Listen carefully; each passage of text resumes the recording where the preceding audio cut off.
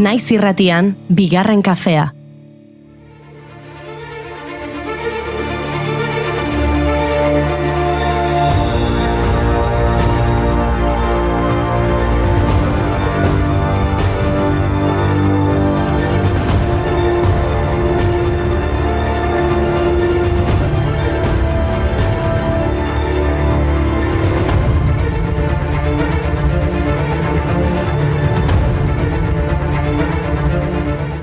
Egunon guztioi eta ongi etorri bigarren kafera. Makina prest daukagu kafeina banatzen hasteko badakit arabarrek behintzat eta lazka otarrek ere egian beharko dutela. Parranda gaua izan da San Prudentzioren aitzakian. Danborradaren 50. urteurrena eta erretretaren mendeurrena ospatu zituzten atzo. 1975 egin zuten lehen danborrada, Ametsa elkarte gastronomikoa bultzatuta. Hoi hartzun handia izan zuen, baina hurrengo urtean ez zuten egin martxoak 3ko hilketen ondorioz. Hala ere, ordutik, ia urtero egin dute. Eta erretretaren jatorria aldiz, non dagoen inork ez omendaki, baina 100 urte bete ditu aldundian eta ospatu egin bertzen. Eta gaur, bajaiaguna, Armentiako igoera, 8koa, prozesioa, meza herrikerolak, aurrentzako jolasak, musika... Ni agian joango naiz, Goizean nula irratsaioa eta arratsaldean kontzertua. 6etan Niñako Jote eta Txiko Tornadoren zuzeneko hasiko da. Begira ze azkarrazo.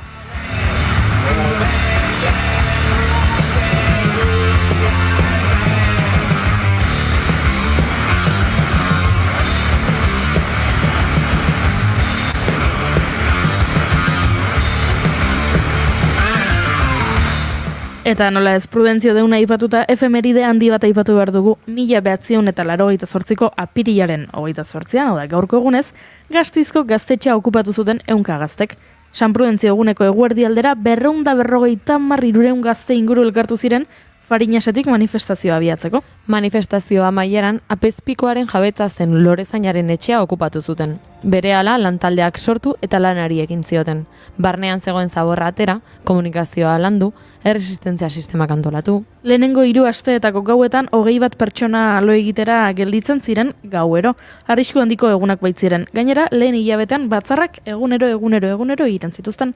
Mehatxu eta kanporaketei aurre egiteko talde sendoa osatu zuten. 37 urte igaro dira eta milaka pertsona sartu dira etxe horretan festetan parte hartuz, jarduera bat antolatuz edo euren gain hartuz gaztetxeari eusteko eta etorkizunera begira proiektatzeko zeregina. 25. urteurrenean abesti hau egin zuten.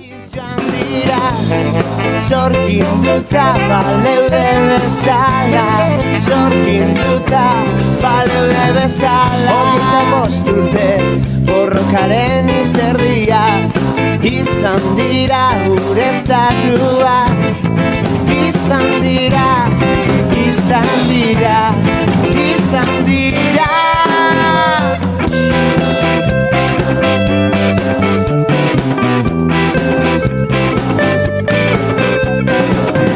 La bagarela, la eskarela 25 urtez hemen garela. Herri mugimendu batetik bestera efemeridea oso bitxia iruditu baitzait 1977ko gaurko egunez, Rote Zora, Alemaniako emakume eta lesbianek osatutako talde armatua ezagutzera eman zuten medikuen ganbera federalaren koloniako egoitzan bomba bat leherrarazita. Abortua zigortzen zuen lege baten aurkako ekintza izan zen. Medikuen ganberak lege horren erreformaren aurka egin baitzuen. 55 eraso ekintza egin zituen taldeak bere ibilbidean zehar. Gehienak enpresa eta enpresarien aurkako lehergailuak izan ziren, hori bai. Ekintzek ez zuten inoiz zauritutako biktimarik sortu. Taldearen azken ekintza 1984an izan zen, eta 1986an taldea desegitean zela iragarri zuten.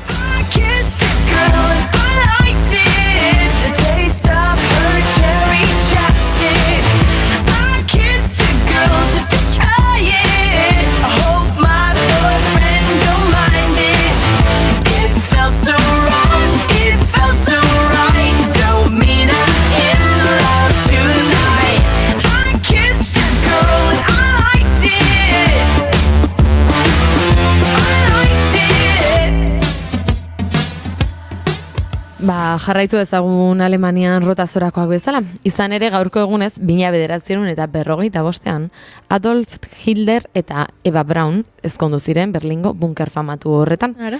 Ezkontza bunkerreko bilera aretoan egitea erabaki zuten. Handik egunero, Führerrak milaka soldadu frontera hiltzera bidaltzen zituen tokian. Jo, eze romantikoa, izu, ze Izugarria. polita. Bueno, harremana bera bezala, Ebak 17 urte zituen, 40 urteko Adolf ezagutu zuenean. Ezkontza azkarra izan zen eta gutxi iraun zuen.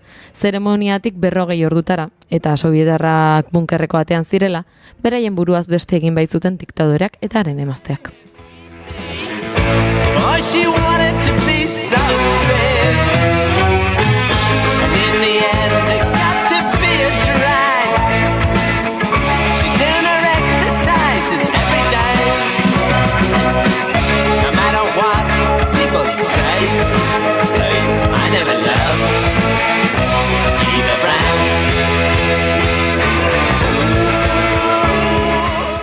Eta gaurko egunez beste bikote baten eriotza, beste diktadore baten eriotza. Izan ere Hitlerren ezkontza egunean Benito Mussolini Italiako diktadorea eta Clara Petacchi, bere maitalea, exekutatu zituzten italiar erresistentziako kideek. Bere erregimena gainberan zegoen eta Suitzara iesean zioala harrapatu zuten partisano italiarren kontrol postu batean.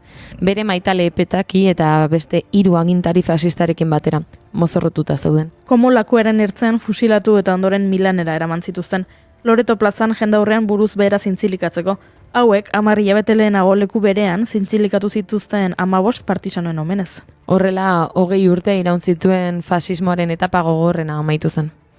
Mi sono alzato, oh vela ciao, ciao, ciao, ciao, una mattina mi sono alzato e ho trovato l'invasor, un partigiano, portami via, oh vela ciao, ciao, ciao, ciao, partigiano, portami via, che mi sento di morir.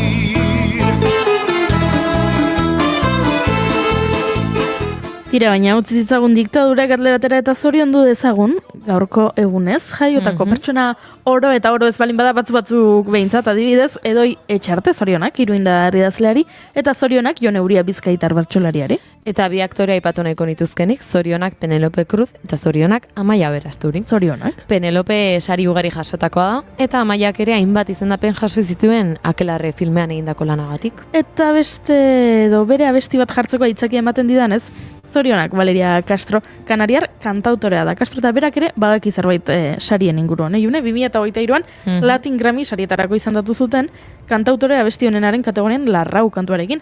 Eta Goya sarietan 2024ko jatorrizko abesti honenaren saria jasotzeko izendatu zuten Vetusta Morlarekin batera El amor de Andrea lana egitagatik, baina nik bere diskoko abesti bat jarri nahi dut.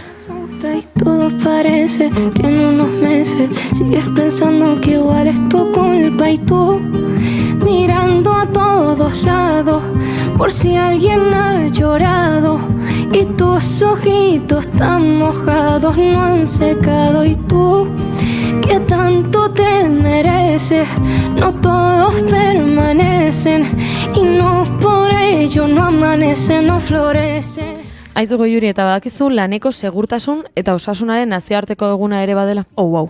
2003tik ospatzen da egun hau, eta urtero lelo berri bat izan ohi du. Aurtengoa osasuna eta segurtasuna iraultzea, iaren zeregina eta digitalizazio lanean izango da. Kanpainak teknologia berriek laneko segurtasuna eta osasuna nola aldatzen ari diren azaldu nahi du. Besteak beste, zereginen automazizazioaren, tresna adimendunen eta gainbegiratze sistemen erabileraren, errealitate zabalduaren eta errealitate virtualaren eta lanaren kudeak eta algoritmikoaren inguruan. Lanaren eraldaketa digitalak lan modalitaten bilakaera ekarri du. Hala nola lan plataforma digitalak. Horregatik guk irrati tradizionala egiten dugu, baina streaming plataformetan ere ikusgaitzak ez. Kaixo txat. Dream I'm living it. Baby love me 'cause I'm playing on the radio. Pick me up and take me like a vitamin. 'Cause my body's sweet like sugar from the oh yeah. Baby love me 'cause I'm playing on the radio.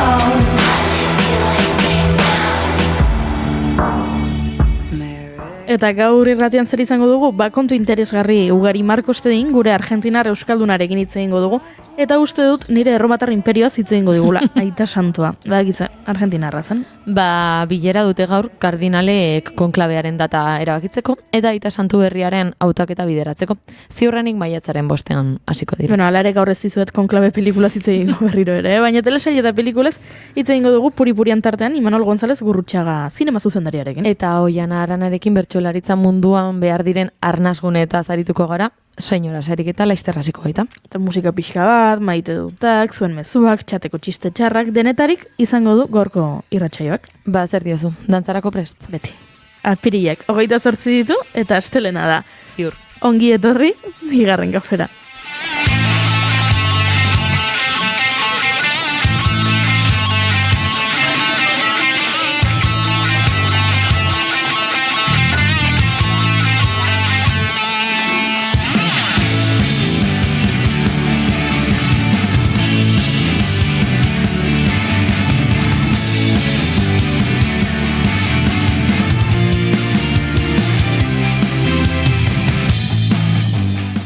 Zuekin June Romateti Barguren. Astelenon. Edo Billy Elliot.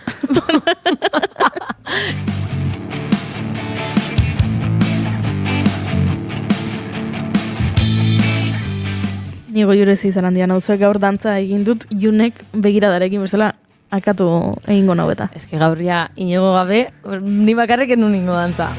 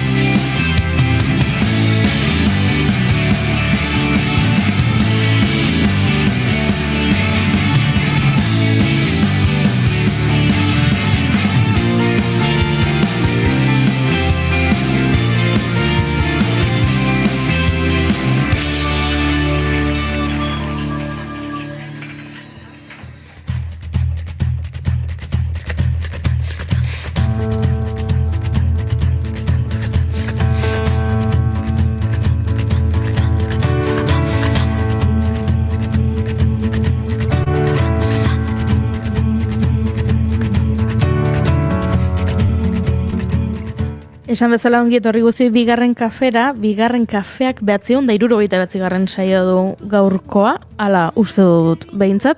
Ekainaren 12an 1000. ospatu behar dugu eta hasi gara prestaketa lanetan, beraz, bai, izango da 979. Apirilak 28 ditu, goizak 10 eta 19 eta egu hementxe zuekin hitz egiteko prest. Una baino hundik usten da hau etzegoen gaur egin beharrekoen zerrendan. Egunero bezala maite dutak elkarbanatoz, emango diogu hasiera saioari eta dagoeneko txatean hemen badago zerbait, beraz, hori irakurriko dut.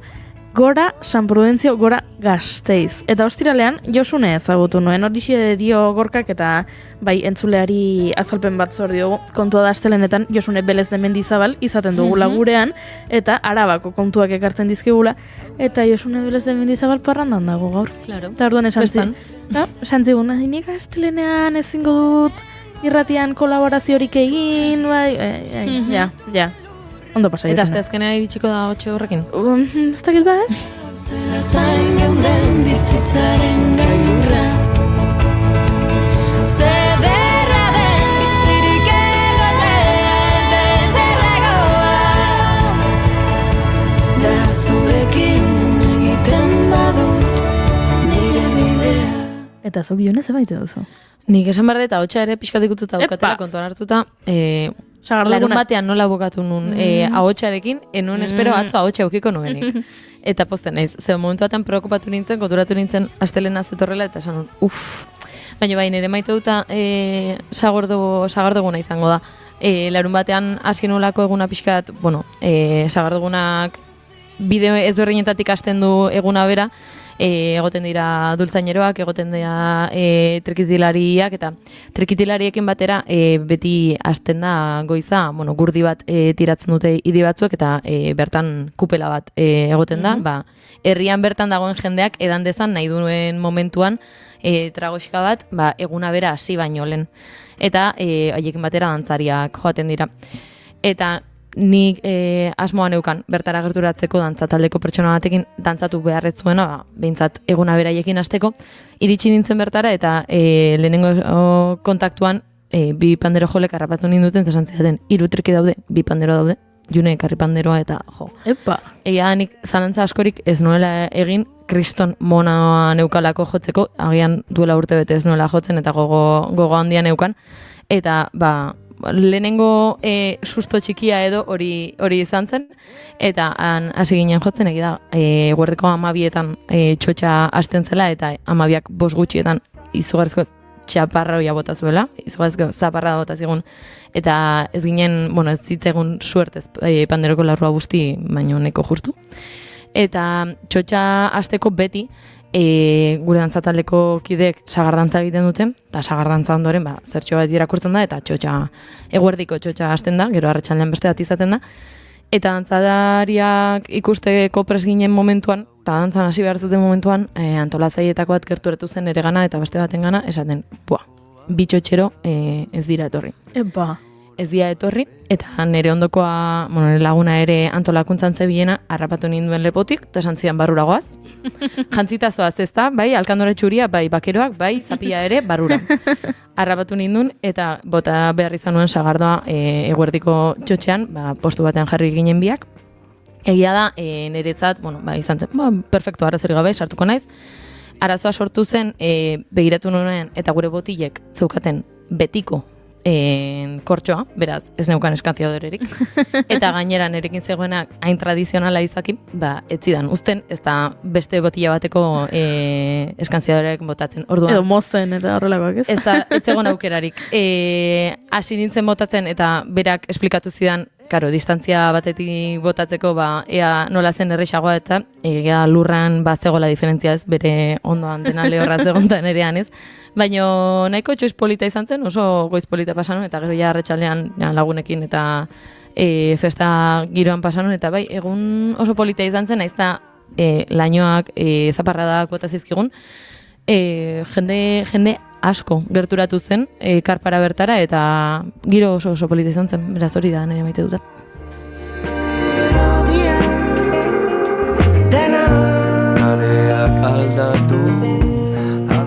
Zuk uste duzu gure lehenengo gonbidatuari maite dute elkarbanatzeko galdetzen badiogu, Agian jakingo duela edukiko du esateko. zer erantzun?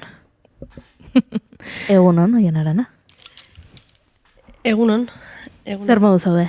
Ondo, eta zuek zer moduz? Gu oso ondo, eta orduan pentsatu dugu hemen enboskada ingo genizula, eta nola guk irratsaioa beti hasten dugun, gure maite ditugun gauzak elkarbanatuz, jendearekin basan dugu aizu. Agian galdetu behar diogu, ea berari zer maite duen.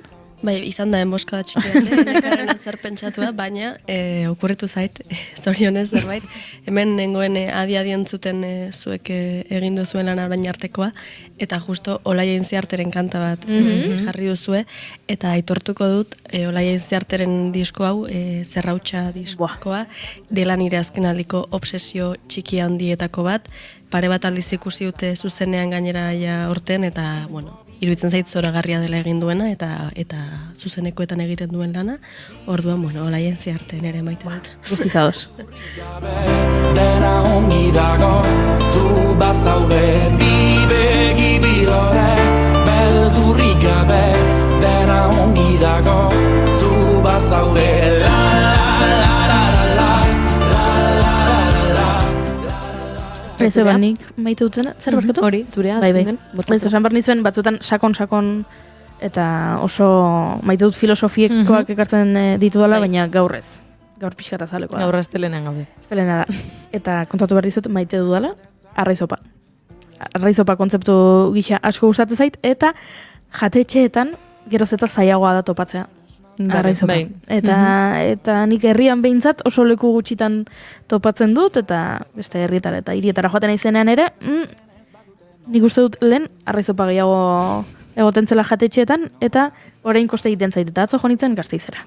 Ez parrandara, baina ala egokitu zen, eta kasualidadez. Eta orain jo nintzen Aldezarrera Erdizka tabernara.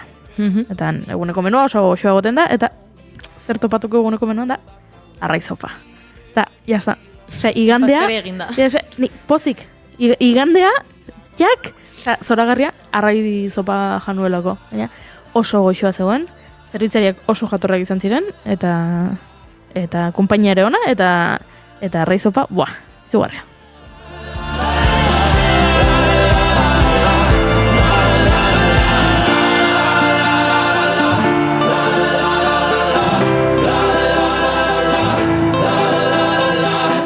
Baina orain bai, bagoaz gai, serio, edo ez hain serioekin.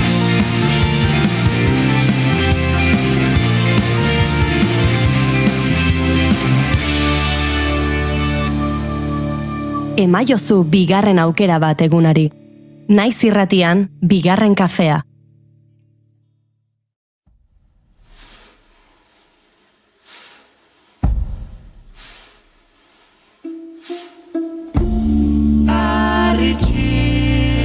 Batzuk biltzen ditu nire esku aurrak. Lurraldetako txapelketa nagusia edota eskolarteko txapelketak entzuten ditugunean askotan etorriko zaigu burura bertsolaritzaren mundua bera. 11 pertsona jartzen dira mikro aurrean urtean zehar, milaka entzuleren parean, alik eta erosoen kantatzera. Baina beste arlo batzuetan gertatzen den modura, badira eszenatoki horietatik kanpo gune erosoak edo erosoagoak sortu nahi dituztenak, eta lortzen dutenak. Bilatu dizkizu duet zuloa,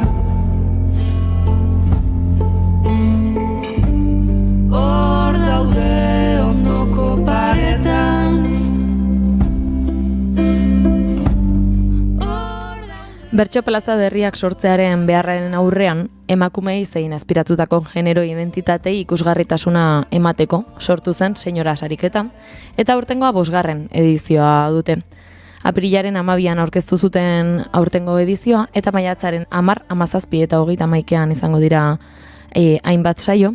Hala ere, gehiago jakin nahi dugunez, gurera etorri da dena ondo azaltzera Oiana Arana Kardenal. Egunon, Oiana.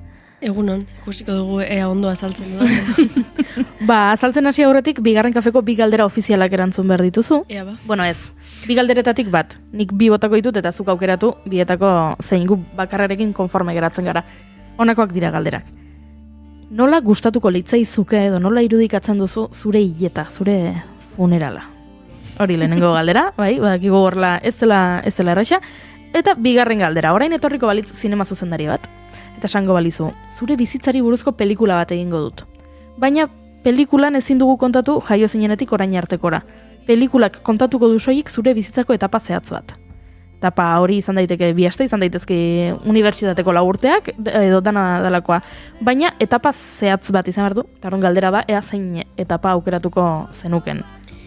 Bale, 2 erantzungo ditut, baina 2 erdizka. Bat kontatuko Perfecto. dugu. Iruditzen zait oso importantea dela hitz egitea, zer nahi dugun gure hiletetan eta zer ez.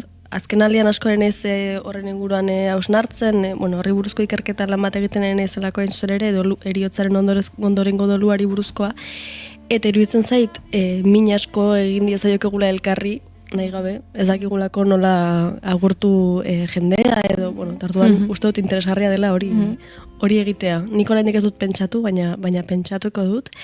Eta zinema zuzendariarena trampa egingo dut, iruditzen zait, nien ez bat ere serie zalea, pelikulako beto, guztorago ikusten ditut, baina uste dut, egin daitekela horrela komediazko serie, utxal horietako, utxal baina ez, horren utxal horietako bat nire azken 2 urteetako bizipenekin.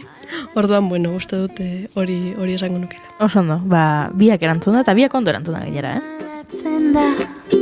Klima aldatzen da, aros eta taldea. Orain ja, bai, pixka bat, gaira bueltatuta. Bai, Oiana, bueno, lehenik eta behin, galdetu nahi nizuna da, nola deskribatuko zenuken edo nola azalduko zenioken gaiaz ezer ez dakien pertsonatei zer den, senyora Sariketa bera. Bale, senyora Sariketa da, orain dela 5 urte, bertsolari transfeminista batzuek sortu genuen, bertsolari eta bertsozale transfeminista batzuek sortu genuen sariketa bat, orduan oinarrian bertso sariketa bat da, bertsolariek kantatzen dute, epaile batzu daude, eta gero irabazle bat dago, gure kasuan ez da txapelduna, Pamela Duna da, senyora jarri genioen ez izena, apur bat simboloa indartzearen edo.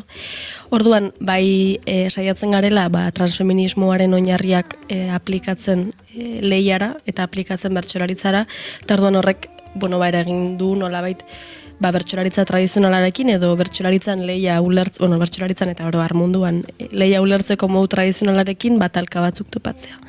Eta orduan, epailerizpideen aldetik adibidez oso diferentea da, ez guztiz, baina bai, adibidez guk ez dugu zenbakien bidez epaitzen, modu asamblearioan eta kualitatiboki epaitzen ditugu bertsoak, iruditzen zaigolako modu egokiagoa dela, igual zailagoa, baina orduan, bada, apur bat, bertsolaritzan leia ez horren modu hertsian eta ez horren modu normatiboan ulertzen duen sariketa bat, jende berria bertsolaritzara hurbiltzea helburu duena, eta ideologia transfeminista zabaltzea helburu duena nola nahi ere.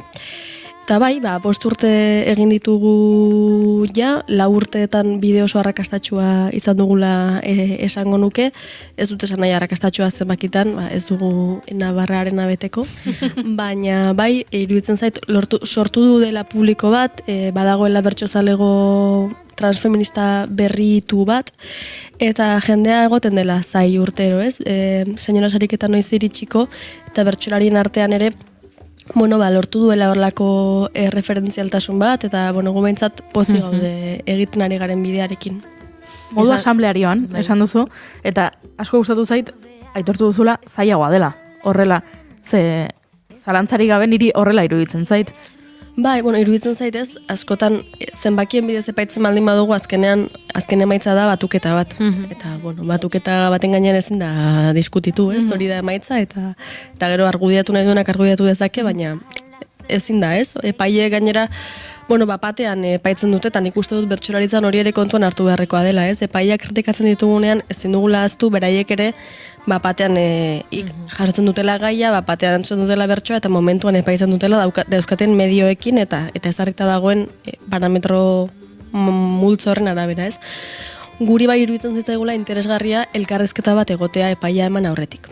Orduan guk egiten duguna da oharrak hartu, ez ditugu zenbakien bidez epaitzen bertsoak, sortu genituen epailerizpideak orain dela pare bat urte, eta egiten duguna da taula batean apuntatu, 4 epaile egoten dira normalean, eta epaile bakoitzak dauka espezialidade bat bezala.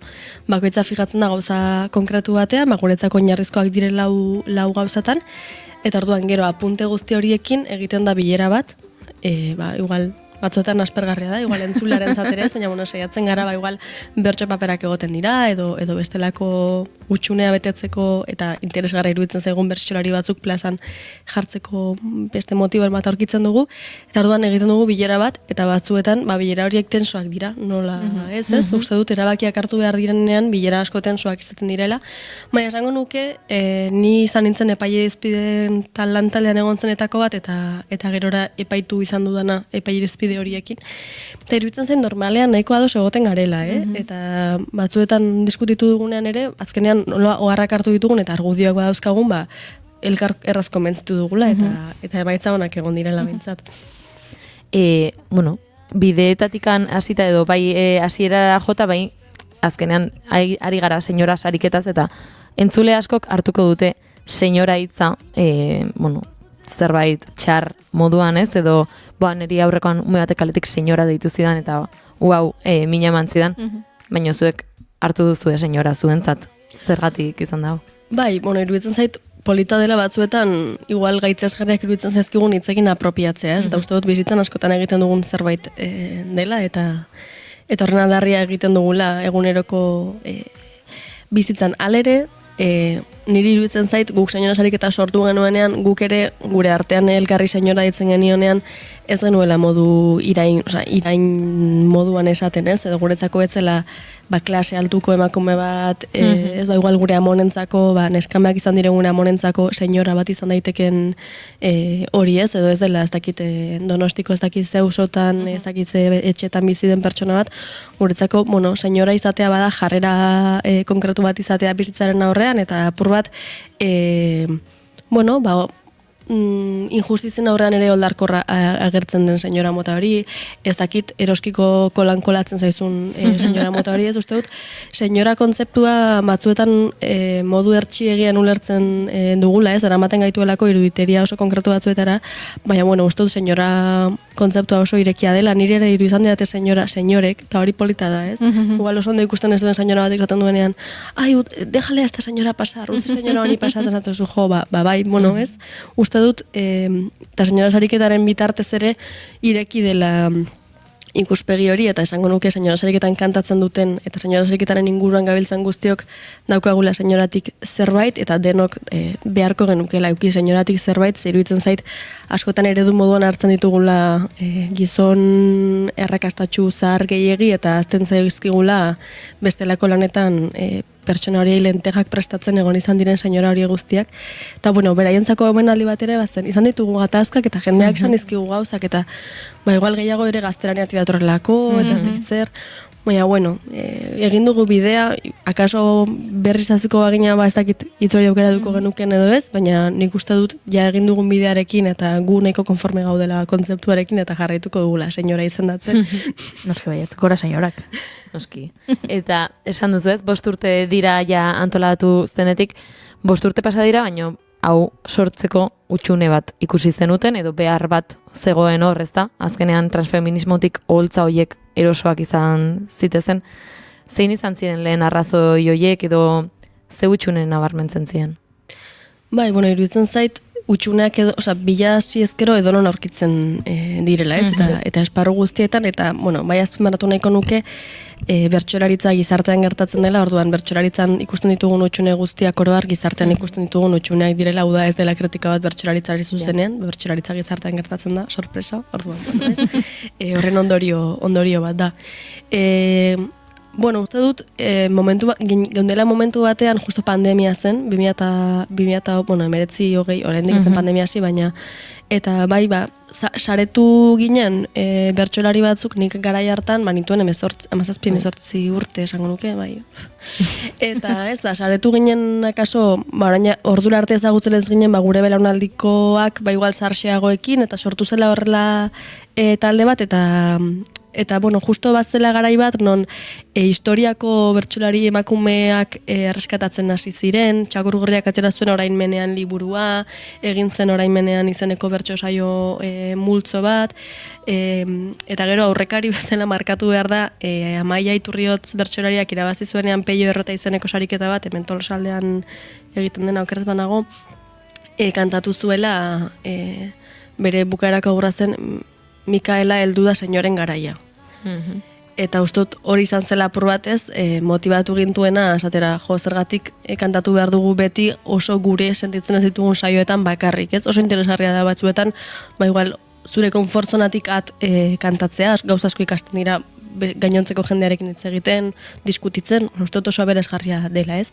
Baina iruditzen zitzaigun, polita zela guretzako, igual, pixka bat gogorra zen plaza mota hori ez, lehiarekin zuzenean lotuago zegoena, edo, geuretzea, esan izan dugun bezala ez, azken urteetan, gaztesariketetan eta eskolarteko txapelketetan eta bar, eta txapelketa nagusietan ere ez, emakumeak gailendu izan dira, baina gero ikusten da datuetan, plazarako jauzia ez dela guztiz erreala, ez? Eta ikusten ditugunean datuak ere apur bat engainosoa da, ez? Zuk ikusten dituzunean Gipuzkoako finalean ez dakitzen bat emakume, ez dakitzen bat genero disidente, edo ez dakit Nerea Ibarzabal denean Bizkaiko txapelduna ez dakitzen bat urtez, eta bar, datu horiek apur bat engainosoak dira, ze gero datu errealak ez, txapelketetara izena ematen duten emakumeen eta genero disidenten kopuruak oso diferenteak dira.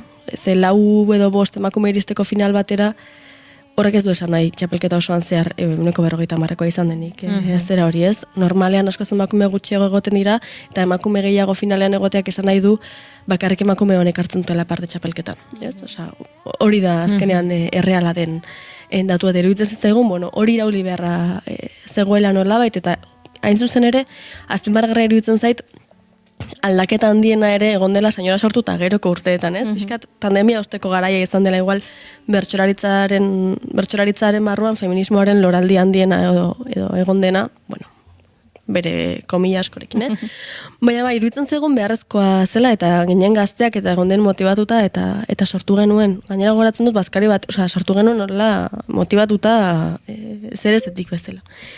Baina, hori izan zen hasierako kokalekua. Behar bat eta motivazio bat elkartu ziren, eta oso polita suertatu zen, ze gainera uste dut, senyora sariketan kantatu duen jende askok, gero ez duela izan igual plazan arlako ibilbiderik edo bueno, ez duela egin espero zen biderik bere kasuan, baina senyoran utzi dituela oso ale importanteak eta senyorarako bai bihurtu dela jende erreferentziala. Orduan, bueno, iruditzen zait gure partetik egin dugun bide hori interesgarria dela. Bai, oian iruditu zaitela oso, bueno, azpimarragarria ez, orain egin dezun hausnarketa bi eta bai nahi nuela senyora sariketetatik txapelketa ezberdinetara jo pixka bat, azkenean, esan dezuna, azkeneko urteetan ni entzule moduan, bertsozale moduan iruditu zaitelako aldaketa bat egon dela, asko dagoela orainik aldatzeko, baina aldaketa bat egon dela, eta agian ikuslegoan ere aldaketa hori eman dela, edo ikuslegoa nik agian nabaritu dut irekiago, eta entzutera irekiago. Ez dakit hori oholtzatik nabaritzen den, lehen adibidez gai batzuk etzielako ez da, bueno, kontemplatzen gai batzuk lantzea edo gai batzuei bira eman eta zuen eramatea. Aldaketa hori nabari da oholtzatik? Bueno, esango nuke kalean nabaritzen den bezala ez, da zuek ere irratian, suposatzen dut orain dela 10 urte esaten ziren gauzak edo gaur egun esaten direnak oso diferenteak direla, orduan bai. Bueno, nik uste azkenengo txapelketan, adibidez, nik gertuen bizan duena izan da azkenengo Gipuzkoakoa, bai egon dela aldaketa bat publikoaren aldetik jarraitzen duela horregoten bertsozalego tradizionalak esango dugu ez, eta bueno, jarraitu behar du egoten. Baina aldaketa bat egon dela eta bestelako gorputz, identitate, ideologia batzuk ikusten direla, naiz eta oraindik asko falta den eta bueno, Euskal Herrian eta Euskal Gintzan gertatzen den gatazka handietako bat ez, baina bueno, bai nabaritzen da gaitegi berri batzuk agertzen ari direla, esateko modu berri batzuk, erresistentzia berri batzuk eta horrekiko atazkan dagoen jende bat ere bai, esan nahi dut ez, beti, bueno, aldaketa bat atorrenean, beti dago erresistentzia bat hori, hori orekatu nahi duena, edo pixka bat bere terrenoa mantendu nahi duena, enuk esango ezer magikorik gertatu denik, ez gizartean gertatzen diren aldaketa gertatzen dira bertsolaritzan retardo apur batekin, klaro, iritsi behar da. Baina, bai, nabaritzen da, aldaketa handi bat zen dut, Alaia Martinek azkenengo txapela bere lagunei eskaini zien. Hori, bueno, iruditzen zait interesantea dela ja ito bezala hori gertatu izan. Zuek txapelketan ikustea ere zoragarria izan zen, batez ere finalean Marea Arroxa hori ikustea benetan oso polita zen, nik etxetik bizitu nuen, eta benetan iruditu zan azkenean lagun batekiko miresmen hori plazan bertaratzea ere oso polita zela.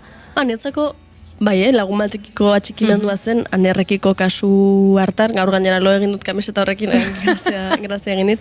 Baina netzako etzen bakarrik anerrekiko zera batean, nire ustez, txapelketa osoari eta geure buruei egiten genien omenaldi bat ere bazen, eta nahi genuen anerrekondo egitea, baina nahi genuen Alaiak irabaztea, eta nahi genuen anekondo egitea, eta nahi genuen finala ona izatea, eta ez gauza asko, eta nahi genuen gauza asko nahi genituen, eta gauza asko gertatu ziren holtza hartan, beste gauza asko ez, eta ojala laester gertatzea ez.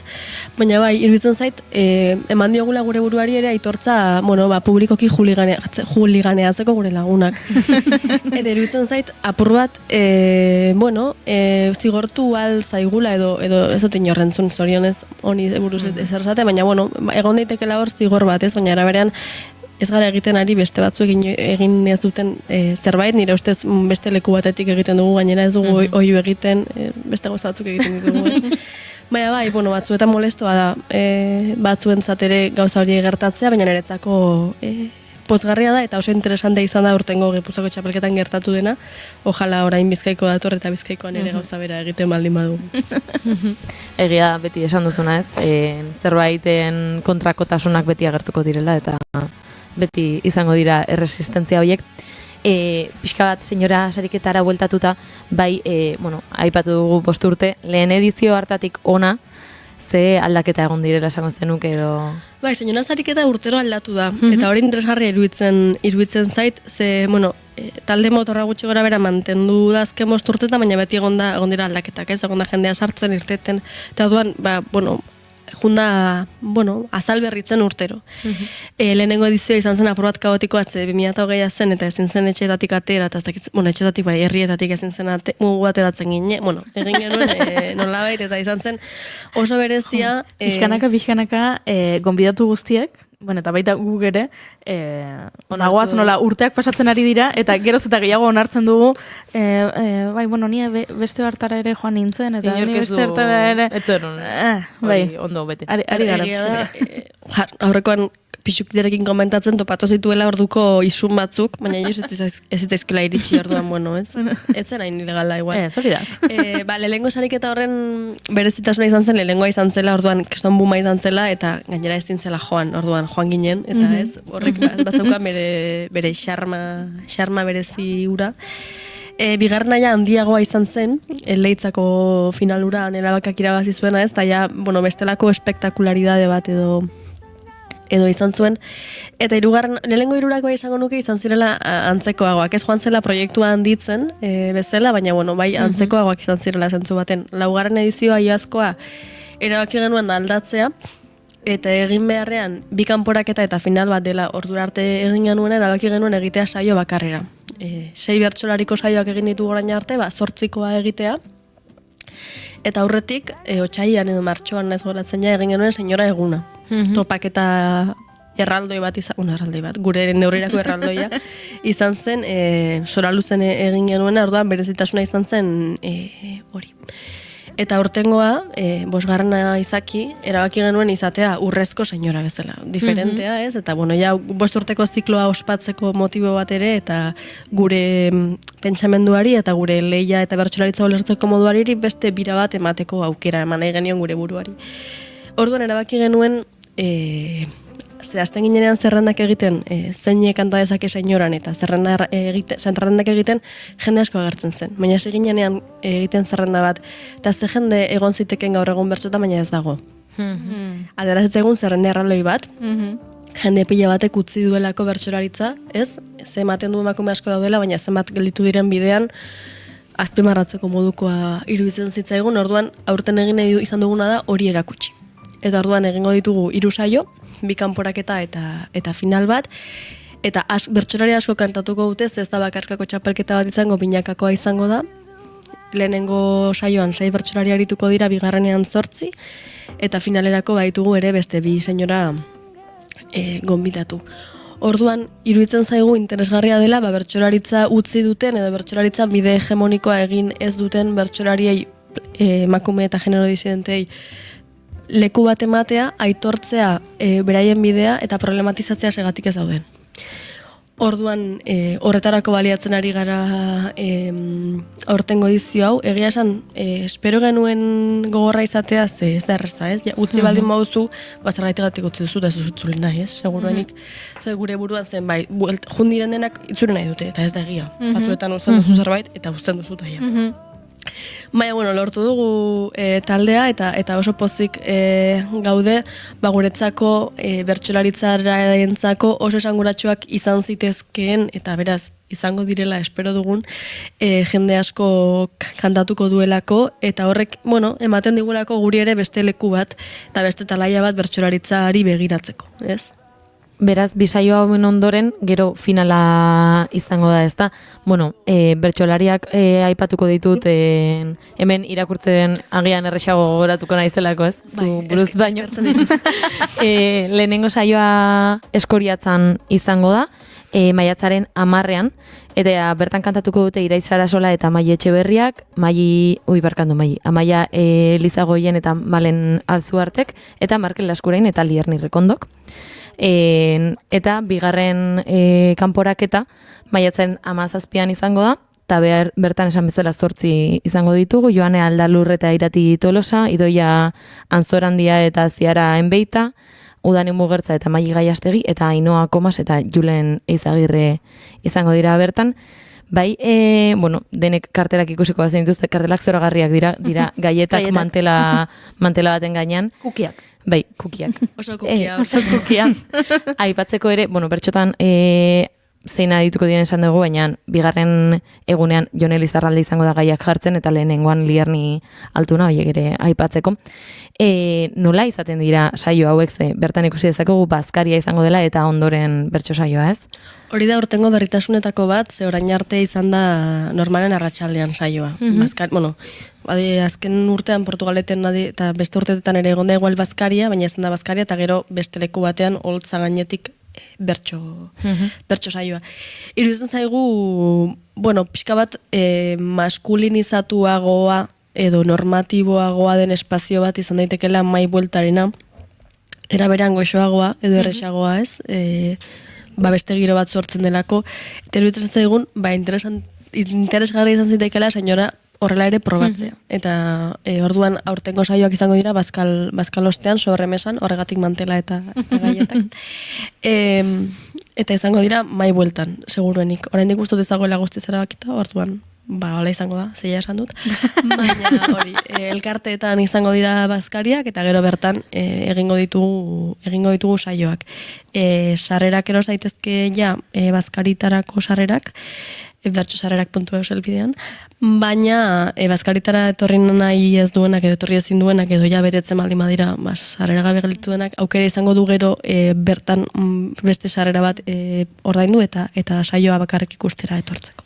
Lehenengoa Eskoriatzan da eta bigarrena Jurretan, neri kuriosidadez, herriak zerbaitengatik aukeratzen diren herriak dira, badago arrazoien batzen, nik, beti, ez, bertso saioak egiten dira herri nahiko antzekoetan edo berdinetan, esan duzu ere final bat sora luzen izan zela, ez dira egian normalean entzuten ditugun herriak. Ez dakit, zerbaitengatik aukeratzen dien edo errestasunagatik dira? Ez. Zerbaitengatik aukeratzen dugu dena. Batzuetan bada errestasunagatik, baina beste batzuetan saiatzen gara, gure ideologiaren parte da bertsolaritzen nora eraman ere, ez? Eta nongo publikoa estatu nahi dugun, edo nora eraman nahi dugun gure publikoa, eta uste dut, urtero izaten dela mintzagai oso garrantzitsu bat nora eraman senyora, ze ez, leku guztietan bezala euskalgintza, baina, Gipuzkoar zentrismoari uko egitea, eta Gipuzkoan egiten dugunean ere, Gipuzkoa ez horre normatiboetan egitea, beritzen zaigu interesgarria, edo azken finala Portugaleten izan zen, eta, eraman genuen jendea Portugaletera, edo aurten Iruñan izango da finala, ez? Eta iruditzen zaigu oso interesgarria dela Irira, eta Iruñako aldezarera eramatea finala. Orduan, urtero hartzen dugu, nahi hartzen dugu erabakia, ez? Eta jende batek izan digu, oso guai lurraldekotasuna eta zuen ideologia, baina horrela zaila da zue jarraitzea ez duzu. Guretzako ere, ordute erdiko bidaia dago lekuetara, baina joaten gara, ez? Adibidez aurten aurkezpena Laudion egin genuen, saiatzen gara lurralde aliketa gehienak ukitzen, eta senyora, Euskal Herri osoan gertatzen den zerbait izan dadin nahi dugu. Orduan aurte, Araban hasi genuen, Gipuzkoatik pasako da, gero, Debagoienetik Gipuzkoa da, baina nire herria da horregatik enago gero Bizkaiara joango gara, eta bukatuko da Nafarroako Euskal Herriko hiriburuan. Orduan, oso pozik gaude, baina bai urtero nahita eta oso kontzienteki hartzen dugun erabakia izaten da. Apirilaren 12an aurkeztu zen dutela ere aipatu dugu, ez? Bertan laupameladunak izan zen dituzten kantuan, suposatzen dut aurkezpen hori ere polita izango zela. Ba, oso polita izan zen, esaten genuen, ez? Bosgarren egiten badugu ja, baditugu laupameladun ja jaialdi bat egin dezakegu, eta bazen txistea urtero egiten genuen, eta orduan aurten aurkezpena pentsatzen, esaten genuen, saioetan ez denez igualoiko bertsolaririk egongo eta bestelako gauza batzuk aldarrikatuko ditugunez, igual ez dugu nahi horrelako saio handiak izatea ere ez, jendea goixo tratatu nahi dugulako, jendearen limiteak, beharrak zaindu nahi ditugulako, orduan esaten genuen, ospatuko dugu senyorako aurkezpena orain arte ez bezala eta jaialdi batekin. Eta elkartu genituen laupameladunak, nik uste dut sekula laurak batera, holtza batean egon gabeak izango zirela, okerrez banago. Asmatu egin dut, baina uste dut nahiko evidentea dela. Eta oso saio polita izan zen. Faioa handi bat egin genuen, eta izan zen ez geniela obligatu bakoitzari bere panemela ekartzera. Oso polita izango litzateke. Baina ez genuen egin. Halere, oso bertsolarionak dira. Laurak eta oso saio polita eskaini zeguten, gainera aiaraldeako ekin zen faktorian ez dakite gonzareten inoz, baina da Euskal Herriko leku edernetako bat eta gauzak ondoen egiten dituenetako bat. Orduan, oso ondo zaindu gintuzten eta oso polita izan zen bai. Oiana, pixka bat bukatzeko eta bukarara heltzeakoan, zer esango zenioke agian edo bertsozale ez denari, edo bertsozale izan da oraindik senyorara gerturatu ez denari bertaratzeko bai edo Eskoriatzara, edo Iruñara, edo Iurretara, edo joan behar duen tokira. Galtu izan digutenean norentzako den senyora ez, edo ze publiko nahi dugun, ukasaten dugu, bertsozalea bazara ongietorria zara, ze bertsoak egongo dira ez. Bertsozalea ez bazara eta transfeminista bazara ere ongietorri zara, eta ez bazara ez bat eta ez beste, etorri eta igual egingo zara bietakoren bat ez. Orduan etorri nahi duen ororentzako zabalik ditugu ateak, iruditzen zait oso polita dela senyora sariketa ezagutzea, eta behin esan alizateko ez, soldautaren kulturaren eta zera honetan, ni ean egon nintzen, esan alizateko emendik 10 urtetara.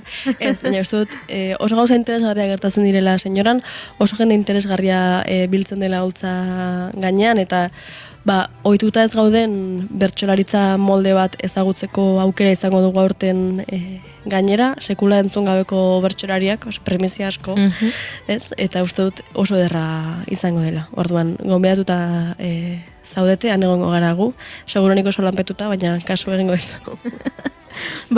Mi esker Oiana, guztia ona ekartzazi, ze egia esan benetan interesgarria den gaia da, eta entzun beharreko gaia ere bada, eta hori, entzulehoi gerturatu senyora sariketetara, eta behintzat hiriburura ezin baduzue, urruti harrapatzen badizu batematek, finala ikusi, ni ea Eskoriatzan gerturatzeko aukera daukadan, eta estela jarraituko dut saretatik. Hori da. Hartuko dugu beste kafe bat beste baten. Txatzea, begitara, begiratzea, baina gustatzen zait irudimena erabiltzea, zure itzala ikusten dudanean.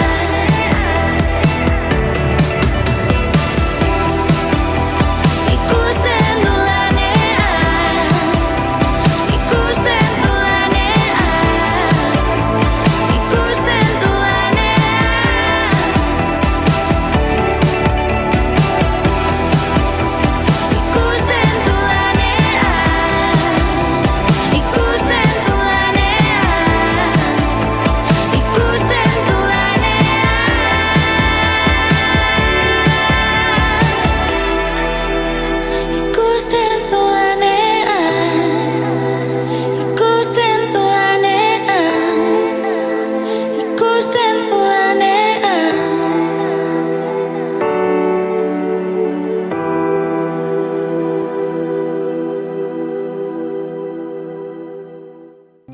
Naiz irratia entzuten ari zara.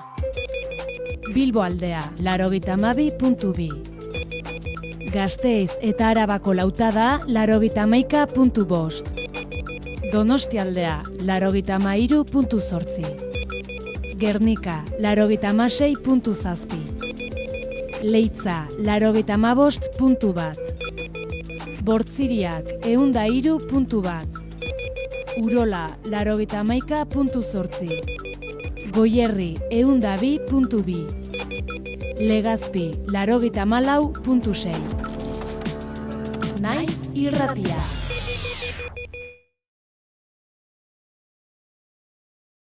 Bertso gozez iritsi gara konturatzerako 11etara, eta orduan azken ordukoaren bila joan behar dugu Naiz irratiko estudio zentraletara, han bai daukagu Oñat Zaizpuru azken berriekin. Egunon, Oñat?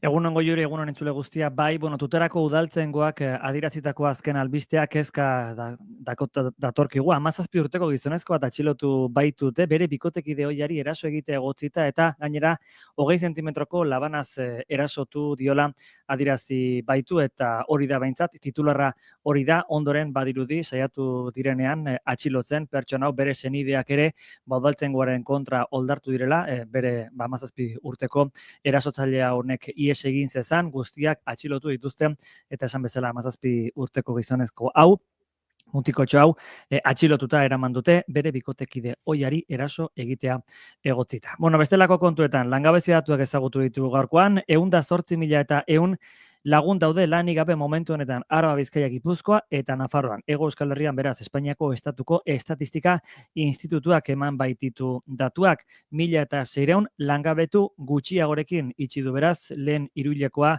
Hego Euskal Herriak langabezia datuari dagokionez. Biztanleria aktiboaren inkestaren datuak dira. Lurraldeka Gipuzkoa du langabezia tasa baxuena Hego Euskal Herrian, 6,58koa, zertxo bait altuagoa, baina oso gutxi Araban, 6,59koa, ondoren Nafarroan 7,59ko langabezia tasarekin daukagu, eta Bizkaian tasarik altuen 8,6koa. Sexuaren arabera, lehen hiruhilekoan emakumeen langabezia 1.400 emakumetan jaitsi zen, gizonezkoen artean 2.009 langabetu gehiago izan ziren. Beraz, emakumeen langabezia tasa 7,13koa da, gizonezkoena 8,28koa. Eta gaztei dagokionez, Euskal Autonomia Erkidegoan langabezian dauden 25 urtetik berakoen kopurua 6.500 pertsonatan murriztuta azken 3 hilabetetan, eta gazteen langabezia tasa 13an kokaturik dago momentu honetan. Azken kontu bat eta azken aipamen bat, nazioartetik kasu honetan Estatu Batuak jarraitzen duelako han hemen erasoak egiten. Kasu honetan Yemenen migranteak egoten ziren zentro bat suntsitu du Estatu Batuakek 78 lagun hil ditu. 78 Afrikar direla diote Yemengo Hutien autoritateak, 47 lagun gehiago ere zauritu direla egindako eroso horretan, eta 30 lagun desagerturik daudela. Beraz, badirudi, izango direla hildako gehiago. Hutiek salatu dute herritarren aurka indiskriminatuki ari dela Estatu Batuak jokatzen, eta erantzun egingo duela alduen poderioz, alduen momentuan adierazi dute. Hauxe beraz lagunok, 11:03 minutu kontatzeko genuena. Eskerrik asko Oñatzkuk aurrera egingo dugu, eta egia esan batzuetan horrelako albisteekin mundutik ies egiteko gogoa pizten zaigu, edo errealitatetik ies egiteko behintzat, eta horretarako oso gomendagarriak izan ohi dira telesaiak, pelikulak, batzuetan, gaiaren arabera noski. Beraz, guk pixka bat hori egingo dugu, gero bueltatuko gara noski gai gehiagorekin, eta baita ere, 12etan informazio gehiagorekin jakintza eta edukitzea baita ere, munduan gertatzen ari denari buruzko informazioa oso garrantzitsua delako. Baina, ulertzen dugu zuek ere ies egin nahi balin bauzue batzuetan, beraz, etor dadia, Imanol, eta hitz egin ezagun telesail eta pelikuletaz.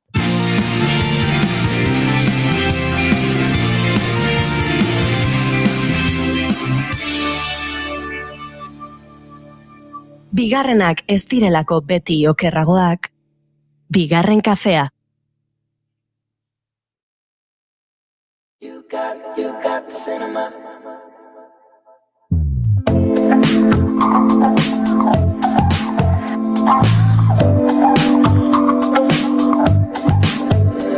It's you,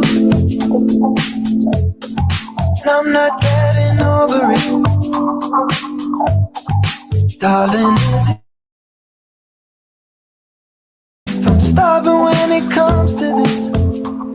Hementxe dugu Imanol, eseri da ja, gure kameraren aurrean, eta prest dago, ikusi duen telesail edo pelikula baten inguruan hitz egiteko badakizulako astelenetan puri-purian tartea egiten dugula eta gure ikusentzunezkoen gomendioak egiten ditugula. I just think you're cool. I dig your cinnamon. Do you think I'm cool too? Or am I too into you? Baina gaur June hasiko da gomendioekin, ze nik badakit ekarri duela telesail bat, agertzen zaidana niri hor Netflixen piztan dudanean eta ikusi dudana trailerra eta, interesgarri iruditu zait eta gehiago jakin nahi dut zen nola nik ez dudan ikusi, informazio pixka bat gehiago beharko nuke erabakitzeko ea ikusi, ala ez ikusi ze, Junek ekartzen dituen gomendio guztiak ez ditut ikusten, aitortu behar dizkizuet, aitortu behar dizuet, askotan Junek ekartzen ditorrela fantasia, eta enaiz nik guztiz fantasia zalea, baino gaurkoa ez da fantasia. Gaurkoa ez da zientzia fikzion eta horrelakoa, ez, bale. Bale, nik ekarrietena gaur da Netflixen dagoen El Jardinero, apirilaren 11ean estreinatu zen, eta da, zortzi kapitulu? 6 kapitulutako telesail bat, motz-motza da. Orain guztiak horrelakoak. Hori da, 6 kapitulu eta bakoitza 45 minutuko telesaia da. Eta agian trailerra ikuste dugu lehenago, edo, pixkat kontatuko izu bitartean nahiago. Ez, zuk nahi duzu bezala, iruditzen bazaizu hori dela egokiena? Gero hitz egiten. Vale, hemen doa, El Jardinero. Elmer. Desde pequeño desarrolló una conexión especial con el mundo de los árboles y las plantas. Sufrimos un accidente de tráfico cuando él tenía 6 años y perdió la capacidad de tener emociones. Suena terrible, sí, pero a veces era una gran ventaja. Este es el problema que quiero que desaparezca. Otra. Demasiado pronto. Es la mayor cantidad de dinero que nos han ofrecido a ellos. Hola. Esta noche hay lluvia de estrellas. Y he pensado que podíamos ir juntos. Que yo aún así me lo pasé genial, entiendo.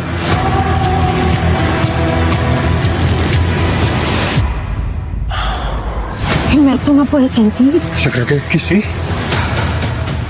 Baina telesail osoa ikusiko dugu trailer honetan. Ainatal gutxi badira, bai.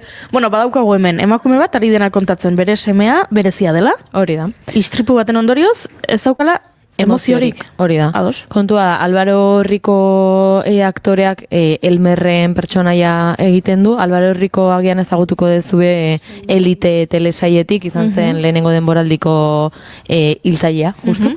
Eta spoiler.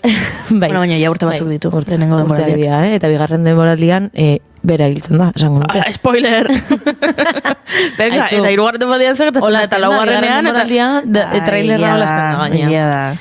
Baina, Elmerren pertsonaiak esan duen bezala ez, txikitadan eukitako istripu batengatik ez ditu emozioak sentitzen, eta bere ama da La China Jurado izena jarri diote, eta Cecilia Suárezek egiten du, eta bere amak erakusten dio emozio horiek antzesten edo orduan badaki ze momentutan egin behar doan irriparre, ze momentutan jarri behar dituen aurpegi ezberdinak, baina berak emoziorik ez du. Orduan bere amak hau probesten du eta sikario bihurtzen du semea.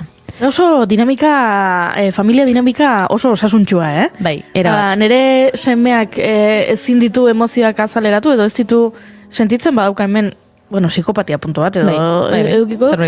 Eta ni bere ama naizen honetan, nik erabakitzen dut, erabili behar dudala nire semearen gaitasun hau, edo gaitasun eza, eriotzak eragiteko. Hori da, kontua da, telesaia hasten da dena, ama eta semeak daukatela bibero bat, ez? Dena landareak saltzen dituztena, baina horrez gain, semeari asko gustatzen zaio, jardineria bera, eta egiten ditu jardin berezi eta oso politak, baina hasi eta segituan esaten dizuna da, beti galdetzen didatenean zergatik dituten hain jardin politak eta nola ateratzen zaizkidan hain politak, beti esaten dit garrantzitsuena abonoa dela. Ongarria, Orduan, ongarria bera, hasieratik ematen digu ulertzera, ez, hiltzen duen pertsona bakoitzeko dagoela lurperatu egiten dula hor, eta gero loretxoak, ze politak, loretxoak hemen? Horixe da, ikuste dituzu kriston montajeak, ez, bat ematen du xakeko taula bat, loretxuri eta beltzekin eginda, eta gero ematen dizu, esplikatzen dizu, bakoitzaren azpian hildako bat dagoela. Orduan... Osa, negozio ondo montatuta daukate? Bai. Bi negozio dauzkate? Lore zaintzatik ere diru aterako dute, pentsatzen dut, eta gero, hilketetatik ere bai.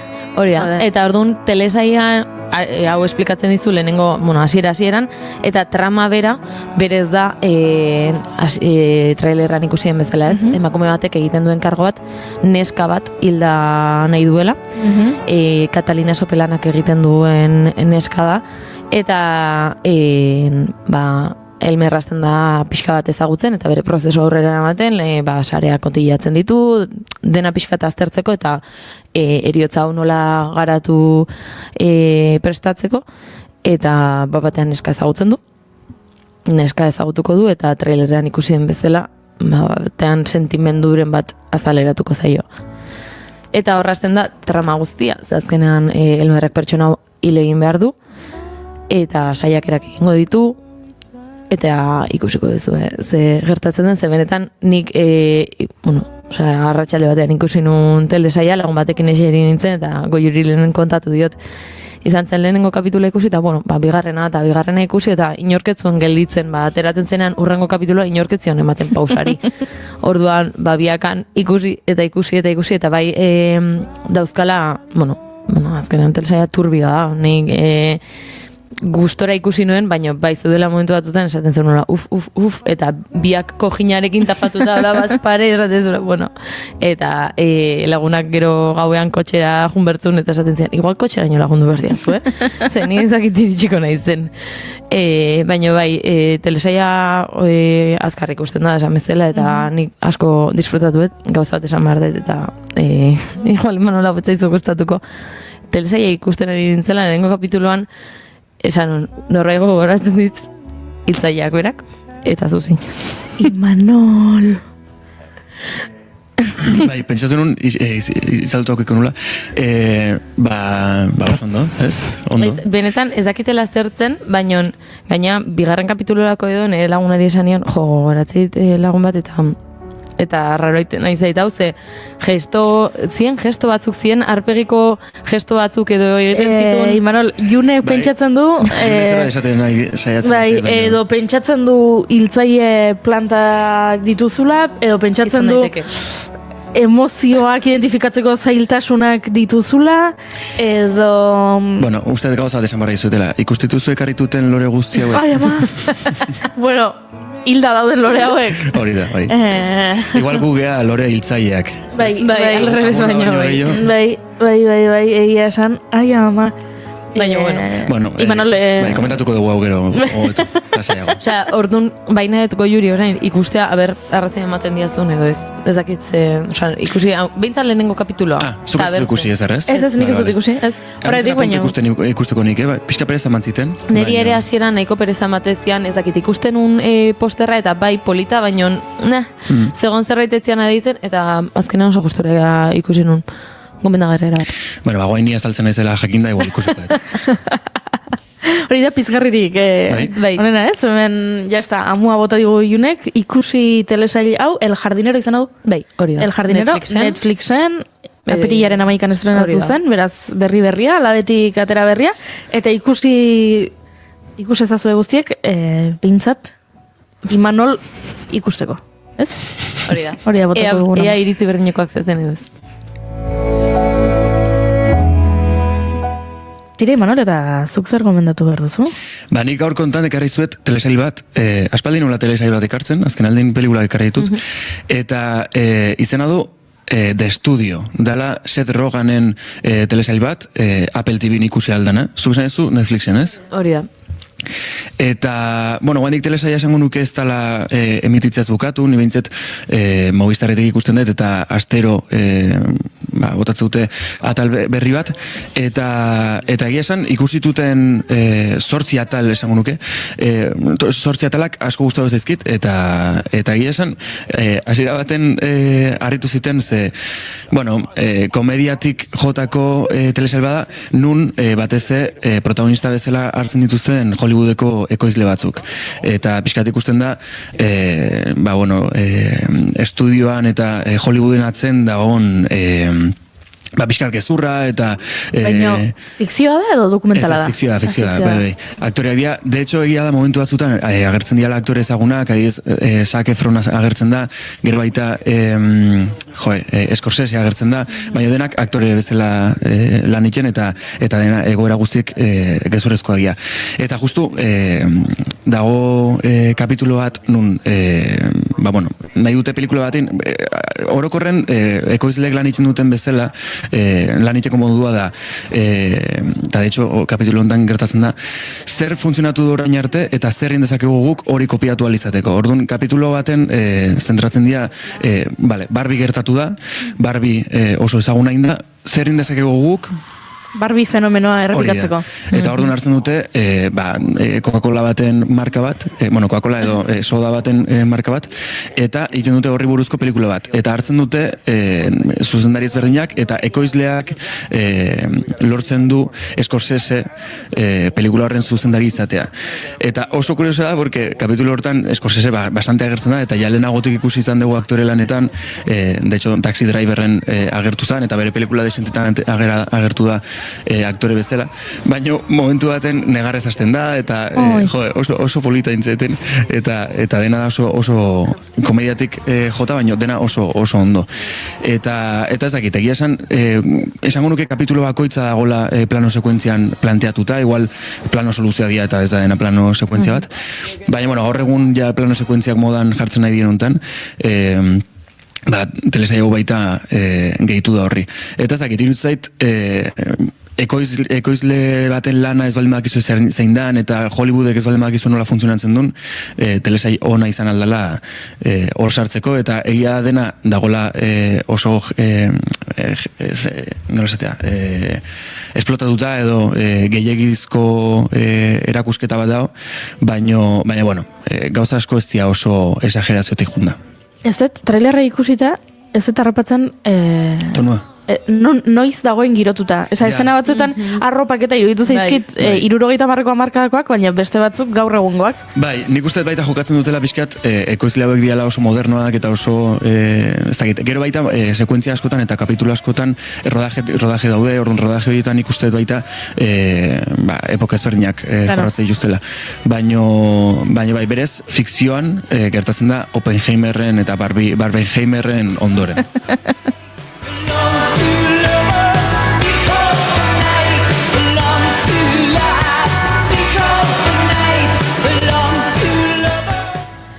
Bereziki interesgarria zinema mundua interesatzen zaion jendearentzat, ez? Hau da pixkat metazinema edo horrelako zerbait. Hollywoodeko argilunak ezagutzeko bintzat. Bai, eta batez parrileko horren ingurun eta ikusteko nola jokatzen duten, ze azken baten betianik ezagut ditugu zuzendarian figura hauek, baina ekoizlean figurak asko ez ditugu ezagutzen. Eta beraitaz parritxa pixkat batzutan ondo duten da. Baina bai, nik usteet komedia gustatzen dema zaizu eta Hollywoodeko gero, de hecho, kapitulo baten baita dago produktore hau juten dela ekitaldi publiko bat, ekitaldi pribatu batea, baina jende pila bat juten dana, diala denak medikuak, orduan dago momentu bat, nun hausen hartzen duten, edo, basikamente, aurpegiriatzen dioten, medikuntza askoz garrantzitsuagoa dela zinemagintza baino, eta ezin dela konparatu mediku batek egiten duen lana eta ekoizle batek egiten duen lana. Eta ez dakit hor sortzen den dinamika eta elkarrizketa eta kapitulo osoa irutzait marabila bat.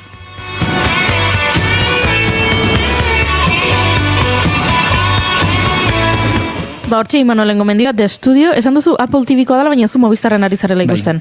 Orduan pentsatzen dut bietan egongo dela... Bai, Movistarra dauka, zuk pak moduko batzuk ordaintzen dituzu eta Movistarren barrun, kartelera bertan, ikuste dauzkazu. Baina Apple TV nere... Bai, Apple TV-koa da, orduan bai. Ikusgai, bale. Nere gomendioa esan aurretik, nahi nuen Imanol, azaldu dezakezun, ze ikusi dut sareetan eta pixkat sortu duela arrabotxa, Oskarretan zer gertatu den, Eta ze erabaki hartu duten Oskarretan, aurten, edo hemendik aurrera, pelikulekin eta pelikulak bozkatzen dituztenekin. Bale. Ze gertatu da, Imanol? Gertatu dana da, guain hemendik aurrea, ja ez bakarrik, ja ez daukezu pelikula ikusi barra, guain arte gertatzen zan bezala, baina guain daukezu demostratu barra pelikula hori ikusi dezula. Orduan, ezakit zehazki ze prozedura eramango duten, ezakit test moduko galdera batzuk ingo dituzten, ezakit bukaera zehaztea eskatuko izuten ozer, baina bai, eta egia esan, irutzait oso interesgarria ze, jaialdiek badute modu beresi bat funtzionatzeko, eta kanpotik ikusita dena irutzaigu dela oso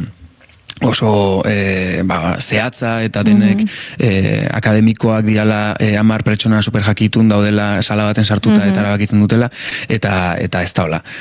Azken baten akademiko izateko zure pelikula edo nominatuta egoteakin nahikoa da eta gerozuk urte hori ordendu barra daukazu. Orduan, hortaz aparte, suposatzen da pertsona jakitun bat zehala eta industriakoa zehala eta orduan Itxaron, orduan adibidez, ezagit, Lupita Nyong'o izendatu zuten 12 Years of Slave pelikularen gatik, Oscar sarietarako izendatua izan zen, Lupita kortutik urtero bozka dezake? Karo, ezakit Hollywooden nola funtzionatzen duen, goiatan badakit, baina Hollywooden zehazki ez dakit. Begiratuko dugu eta kontatuko dizugu guzti batean. Baina, hortaz aparte irutzait oso interesgarria, ze hau jarri baldin badute izan da guain arte gertatu dialako, edo nire lagun batek aurkezten du pelikula bat eta bozkatuko dut, edo festa honta juna ez ezagutu eta aktore hau oso ondo erori zait eta aktore honekin du pelikula hau eta nola ez dio bozkatuko, ez? Orduan, Egia da pixka bat barregarria badela, uste dut 87. Oscar sariak izango direla, 87 urteren ondoren esatea, orain bai, hasiko gara ziurtatzen, bozkatzen dutenek, bozkatzen dutenaren inguruko jakituria dutela. Hau da, ikusi dituztela pelikulak bozkatu alizateko, baina... Nik pentsatu nahet, dala azkeneko, imaginatu, 4 urtetan ez dutelako ikusi gehiengok, eta hori erabaki dutelako. Baina oso kurioso izango zamaita, guain arte inorrek ez badu pelikulak ikusi, eta guain 80 urte ondoren erabaki belmo dute, ez?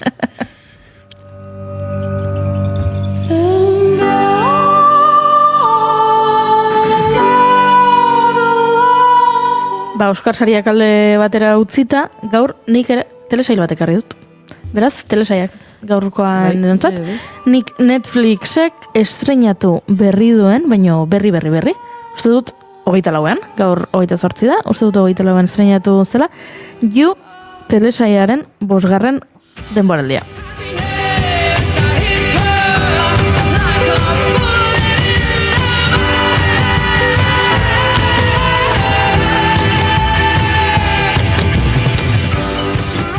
Eta trailerra jarriko dizuet eta gero kontatuko dizuet. Zergatik gomendatzen dudan telesail hau. Hello, you. You're back in the greatest city in the world. Thanks to the one person who could make it possible. Right here, Prince Charming. Fame, definitely. Took a bit of getting used to. But to live happily ever after, you had to bury your old self. I remember the good times, baby. And the bad times too.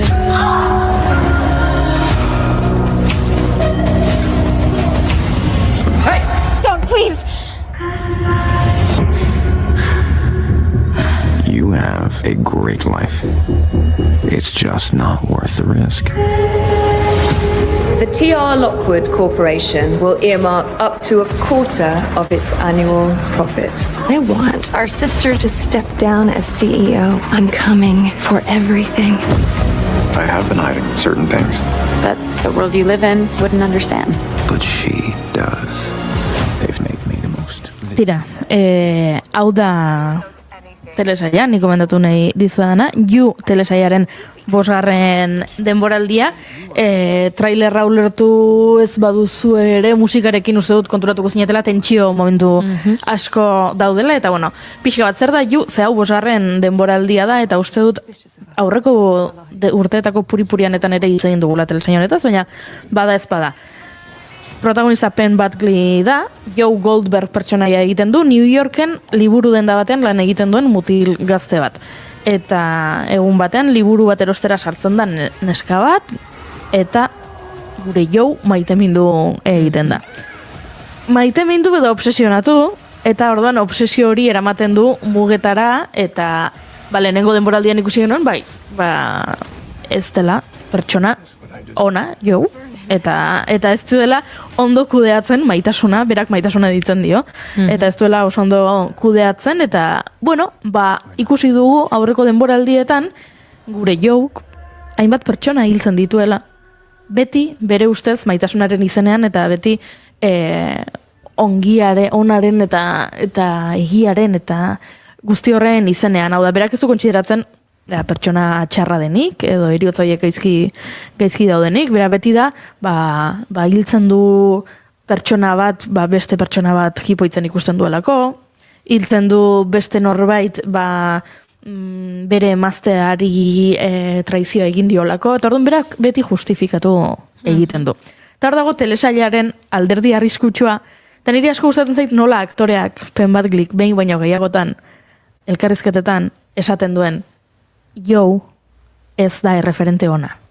Joe ez da mutil ona. Ze egia da, bera aktorea eta beraz pertsonaia ere mutil guapo badela, oso ahots sexia daukala, gauza momentu batzuetan gauza politak egiten dituela, eta orduan ikusle asko maitemindu egin dira Jourekin. Naiz eta Joe psikopata bat izan. Eta orduan aktoreak berak behin eta berriz esaten du, mesedez, utzi Joe romantizatzeari.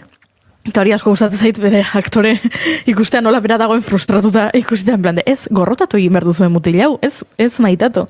Eta orduan orain gertatu da, 5. denboraldia iritsi dela, ze, gertatu zaizkio hainbat gauza Jouri denboraldi hauetan, lehenengoa New Yorken izan zen, baina, eriotzen eta hainbat gauzen ondorioz, Los Angelesera joan zen bizitzera, hor 2. denboraldian Los Angelesen ikusi genuen, 2. eta 3. denboraldian uste dut, gero Ingalaterrara joan zen bizitzera, beti iesan ibili behar du, eta ara non 5. denboraldi honetan ueltatu den New Yorkera. Dena hasi zen lekura, eta ueltatu den bere liburu dendara, eta ueltatu den bere izenera, aurreko denboraldietan, ez izenekin aritu da. Eta orduan, denboraldi hau da azkena, eta horrela saldu digute, eta hasieratik jakin dugu 5. denboraldi hau izango dela telesaileko azkena, badakigu, Joe ueltatu dela, New Yorkera, Joe izena duela berriro, eta bere lekua topatzen ari dela, beste neskalagun bat dauka, oso neskalagun, familia garrantzitsu bateko neskalaguna, diru asko daukate, negozio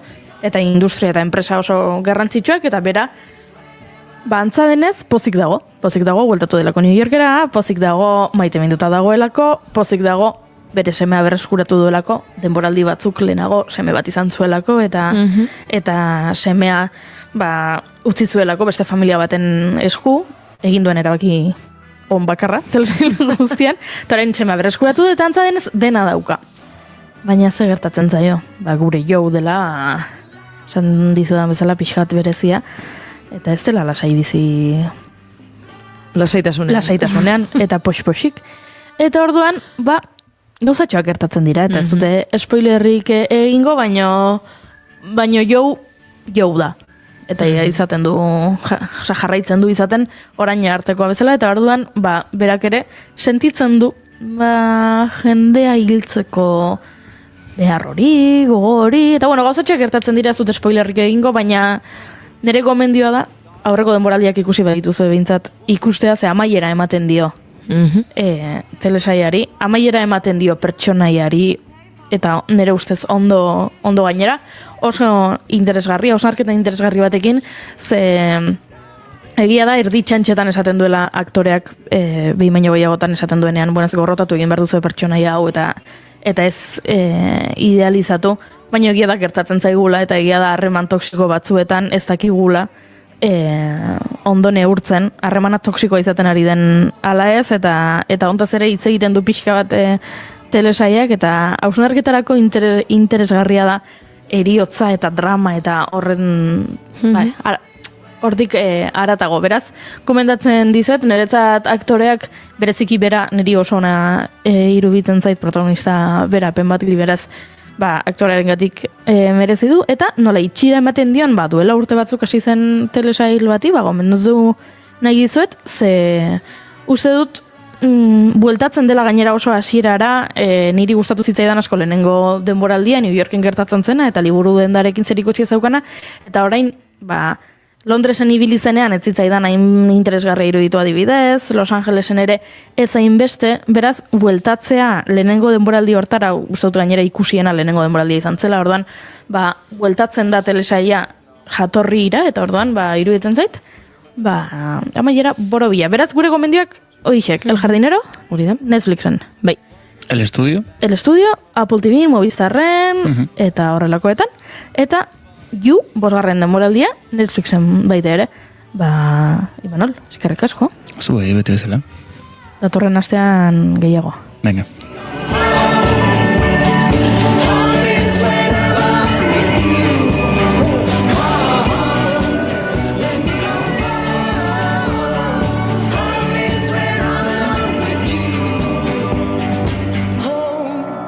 Let me come home. Home is wherever I'm with you. Home. Yes, I am home. Home is when I'm alone with you.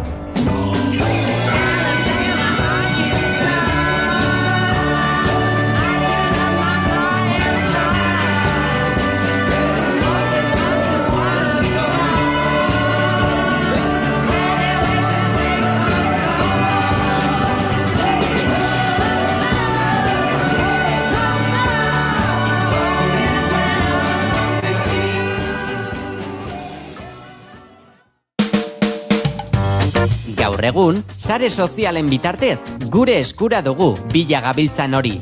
Naiz irratian ere, aukera hori eskaintzen dizugu. Jarrai gaitzazu Facebook, Twitter eta podcast plataformetan. Musika, kultura, kirolak, informazioa eta askoz ere gehiago topa dezakezu gureetan. Jarraitu gure Twitterreko kontua eta sakatu Facebookeko orrialdean agertzen zaizun atsegindut botoia. Naiz irratia, sare sozialetan. Naiz irratiko 50 Euskal musikan berriena.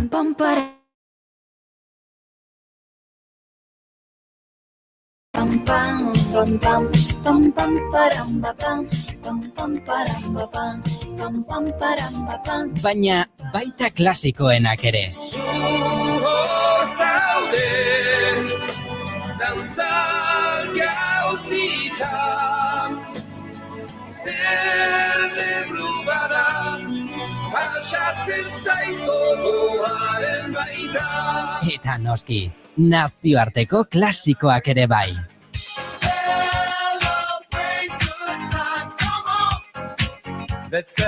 Gozatu nagusiki gure musikaz. Baina baita nazioartekoaz ere. Gozatu musikaz. Gozatu Naiz irratiko 50. Servieta bat lau korazio. Servieta bat lau korazio. Spotifyen Naiz irratiko 50 playlista. Atsegin dut eman, partekatu lagunekin eta gozatu.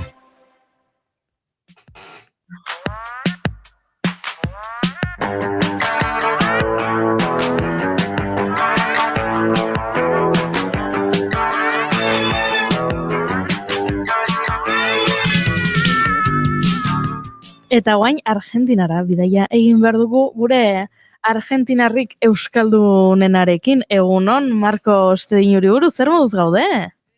Egunon, hementxe oso ondo, zuei zelan. Nahiko ondo esan eguzki atera da. Ez da gutxi, asteburuan sufritu dugu.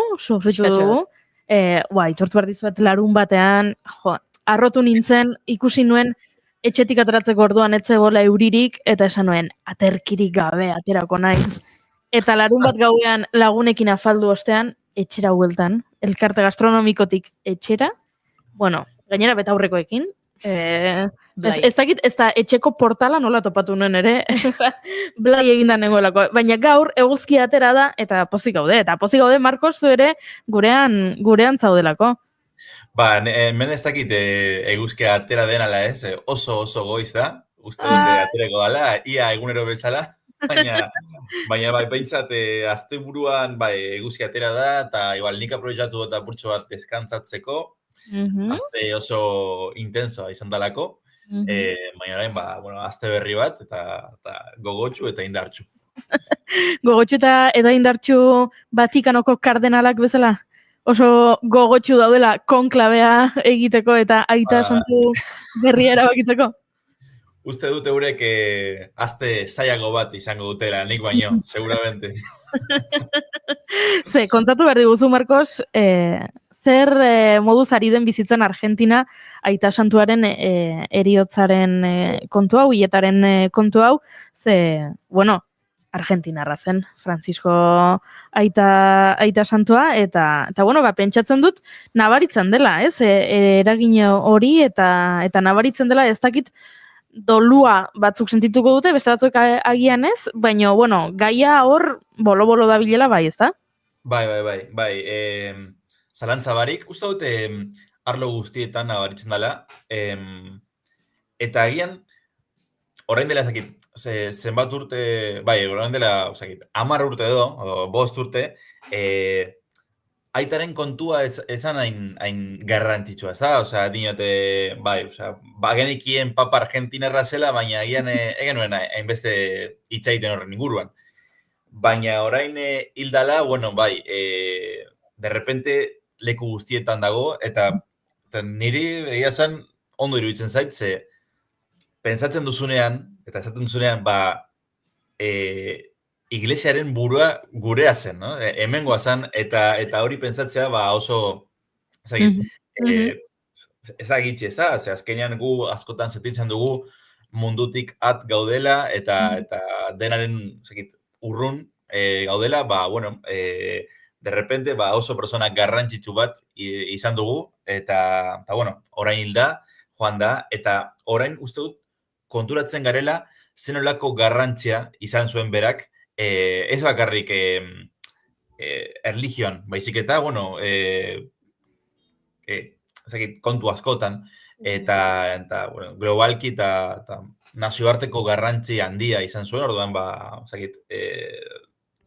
garrantzio da, eta sentitzen dugu, oso persona handia izan dugula. Aipatu duzu, aita santua hemengoa zela, ez, Argentinarra zela, eta horrek ere ematen diola Argentinari, fokua jartzen duela Argentinan, eta hori garrantzitsua dela, horrekin kezkatuta nago, benetan kinielak ikusten aritu naiz, aigurrengo aita santuak nongoa izango ote den, badaude batzuk, besteak baino, aukera gehiago omen dituzte, edo favoritoak omen dira, eta noski, puntu asko omen dauzka, estatu batuarrak. Eta ez dakizu ez amorro ematen didan pentsatzeak, eske hori xetzen behar zutena Amerikako estatu batuek, aita santua estatu harra balin bada.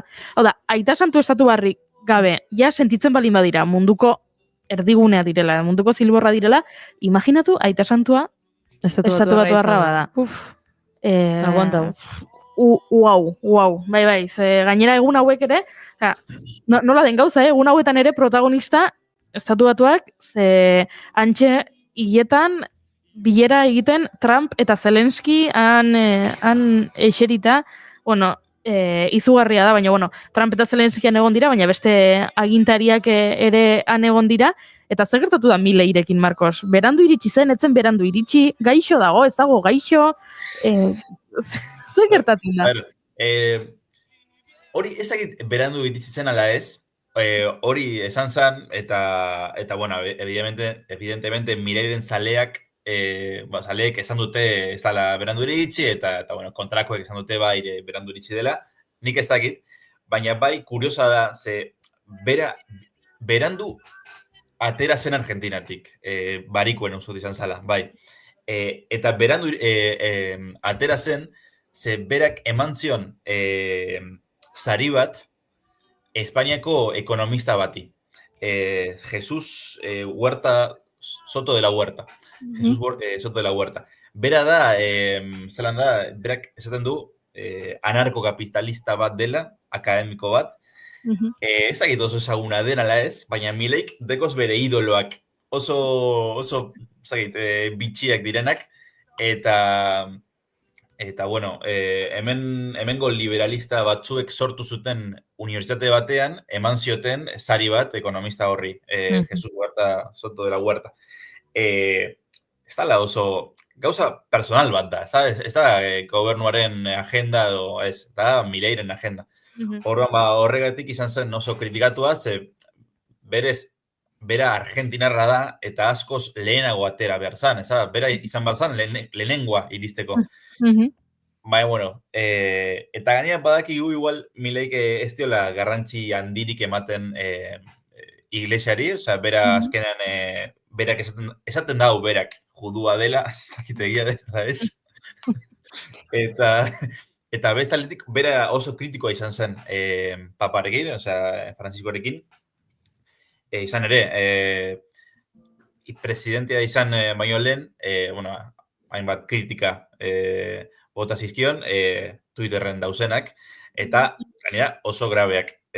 Orduan, ezagit, ulertzen da, badakit berari ez diola askorik importa, orduan, bueno, baina tamalgarria da, evidentemente. Noski gainera, nik pentsatzen dut gustatuko zaiola. Mileiri protagonismoa gustatzen zaio, eta orduan, egun horretan protagonista handi bat zen. Hau da, Hilda Aita Santu bat, Aita Santua herrialde ontako da, herri ontako presidentea, da orain egun honetan protagonista handi bat. Nik pentsatzen nuen, ezagit, naiz eta Aita Santua ez gustatu, egun hortan egongo zela horrela pozik eta puztuta. Bai irakurri dudana da, gero hietaren ondoren Melonirekin elkartu zela. Bai, a ber, egia da protagonismo gustatzen zaiola, baina nik uste dut oso persona bitxia dela, ez da Trump bezala. Trump ulertzen dut berak karisma handia deko, eta bueno, eta gainera mundu guztiak egone du Trumpekin.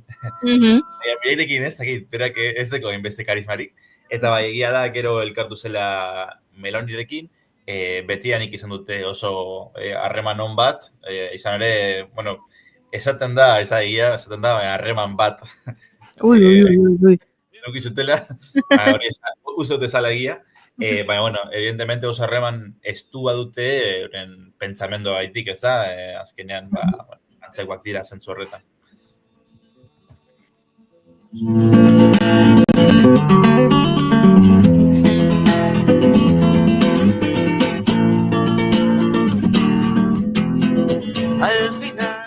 Atzo egon nintzen Gasteizen, lehen esan dut, eta Antxe katedralean topatu nituen argazki ugari Aita Santuarenak, eta pixka bat barritu egin nintzen, ez? Banekien bai hemen eliza batzuetan eta elizkizunak egingo zituztela Aita Santuaren eriotzarengatik, baina ez nuen espero hainbesteko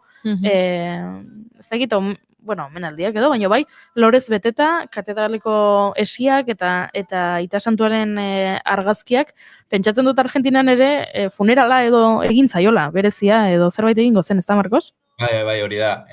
Leku guztietan, baina batez ere Buenos Aireseko elizarik nagusinean dala Zelanda, Katedral Metropolitana.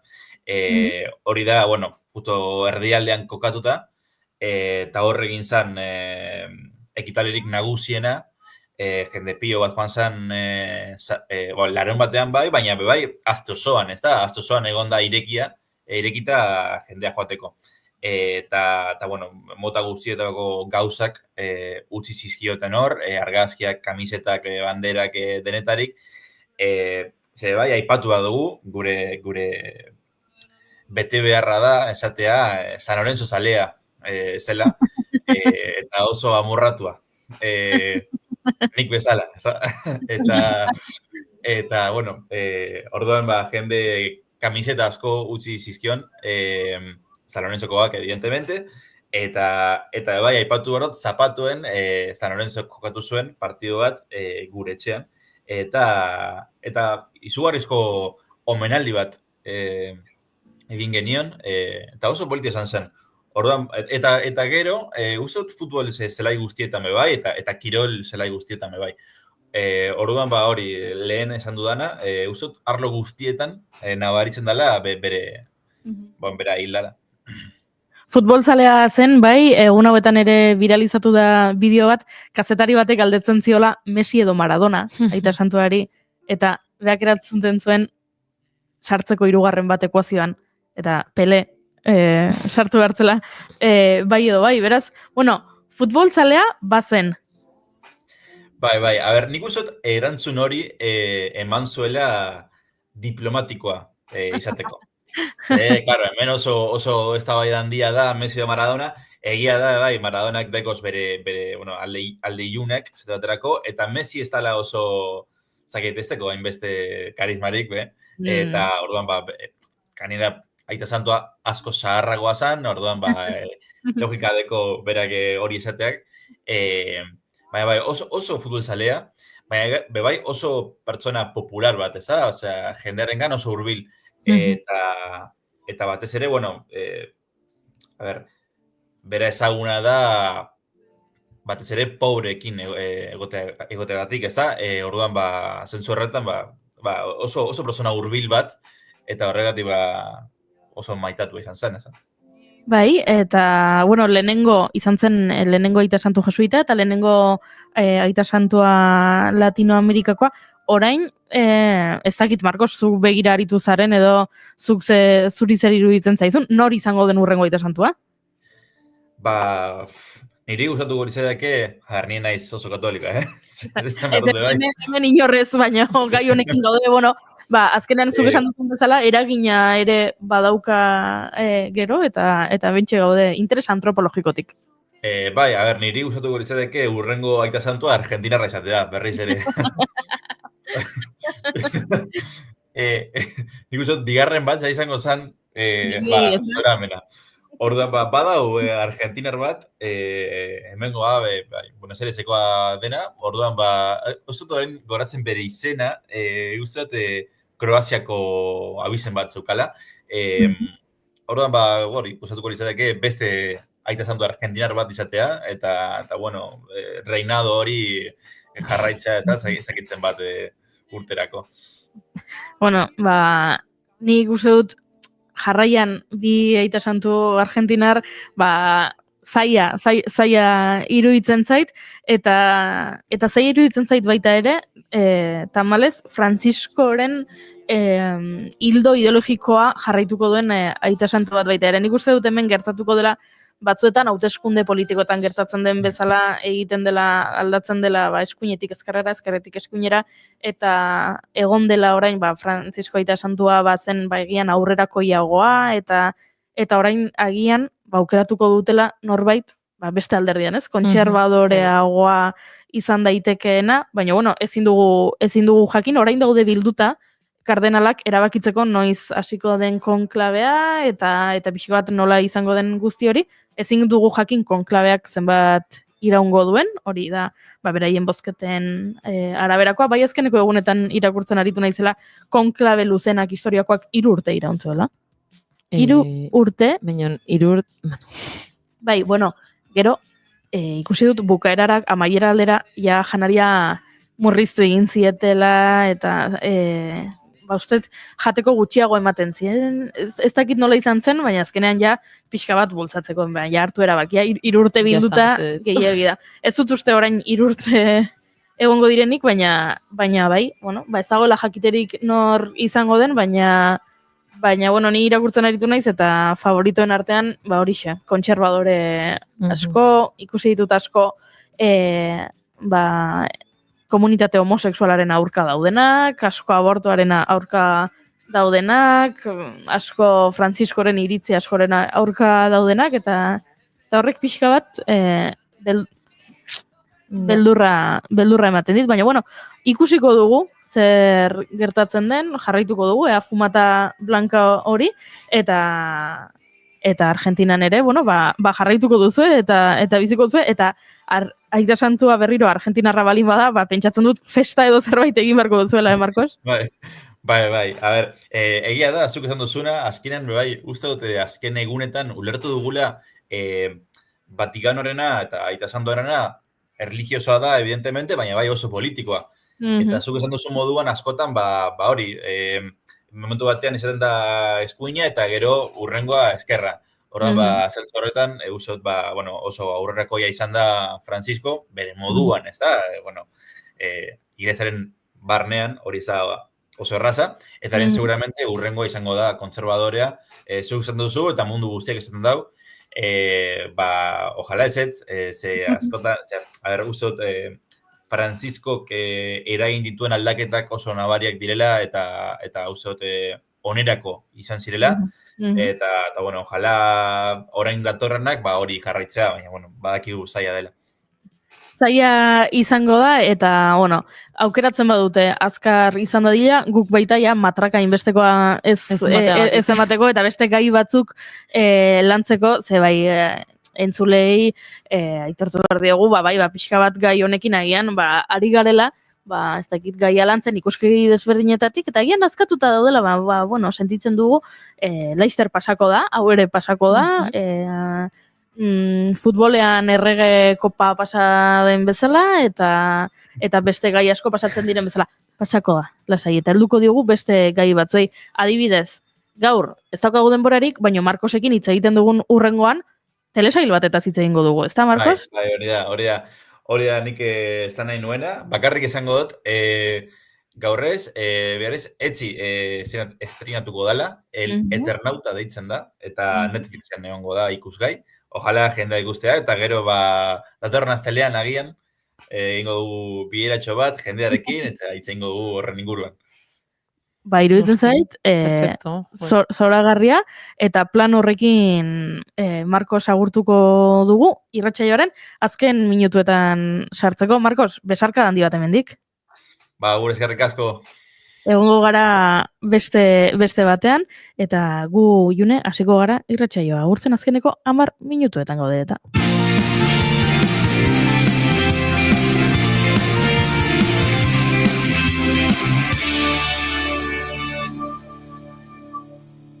Emaiozu bigarren kafea.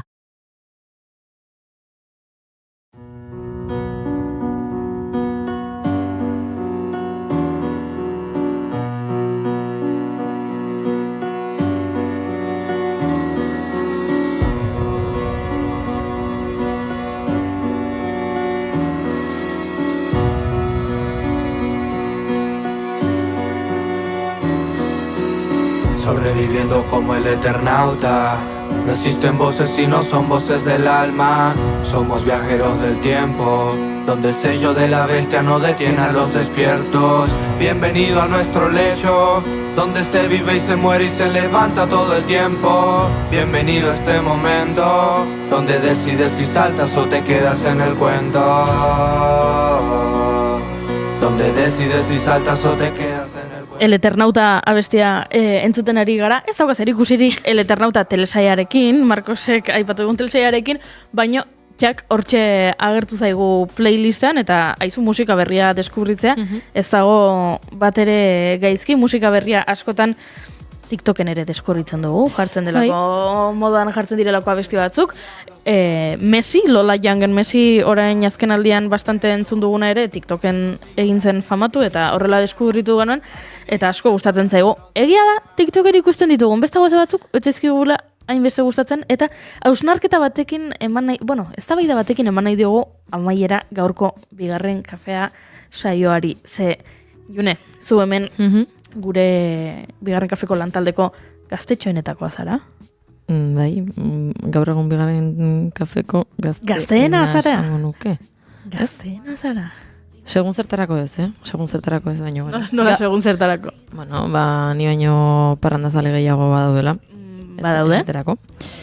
Baina agian bai sareetan eta beste batzuk baino bastante gehiago ibiliko naizela edo TikToken behintzat. Bai, zera TikTokeko aditua, Eire Maia ere TikTokeko aditua da, bide batez larun batean bere urtebetetze eguna ospatzen aritu zen, beraz hemendik zorionak. Ospatuko zuen. Eire Maia, pentsatzen dut gaur ere festan egongo dela esan zuen, Santelmoak dira eta gaur egun garrantzitsua zela beraientzat, beraz, Eire hemendik muxu bat eta jarraitu ospatzen, baina bai, Eire eta June dira gure TikTokeko erreginak, eta zeztabaida dago orain galant izatearekin edo gizonek emakumeak nola tratatu behar dituzten eta ze gertatzen ari da jo? Hasi dugu saioa ez, emakumeak, senyora izateak eta gure gauzak egin eta gauza guzti hauekin hasi dugu saioa eta bukatuko dugu, bueno, badago TikToker bat Carolina Moura izena duena, eguneko 80an hau aireketzen du bakoitzan hankasartzen duena eta baditu ja polemika ezberdinak izan ditu sareetan, baina neska honek, bueno, azkeneko asteetan egin du serie moduko bat, ez, bere bideoekin izan dena, bueno, mutil bat ezagutu du eta como conocía vuestra madre telesaian pixkat hartuta, como conocía vuestro padre, egin du pixkat kontatzen nola den pertsona hau ezagutzen eta harremana sortzen, oso hasieratik kontatzen ari dela orduan, edo ze momentutan hau mozten dena, eta egia da? Zer?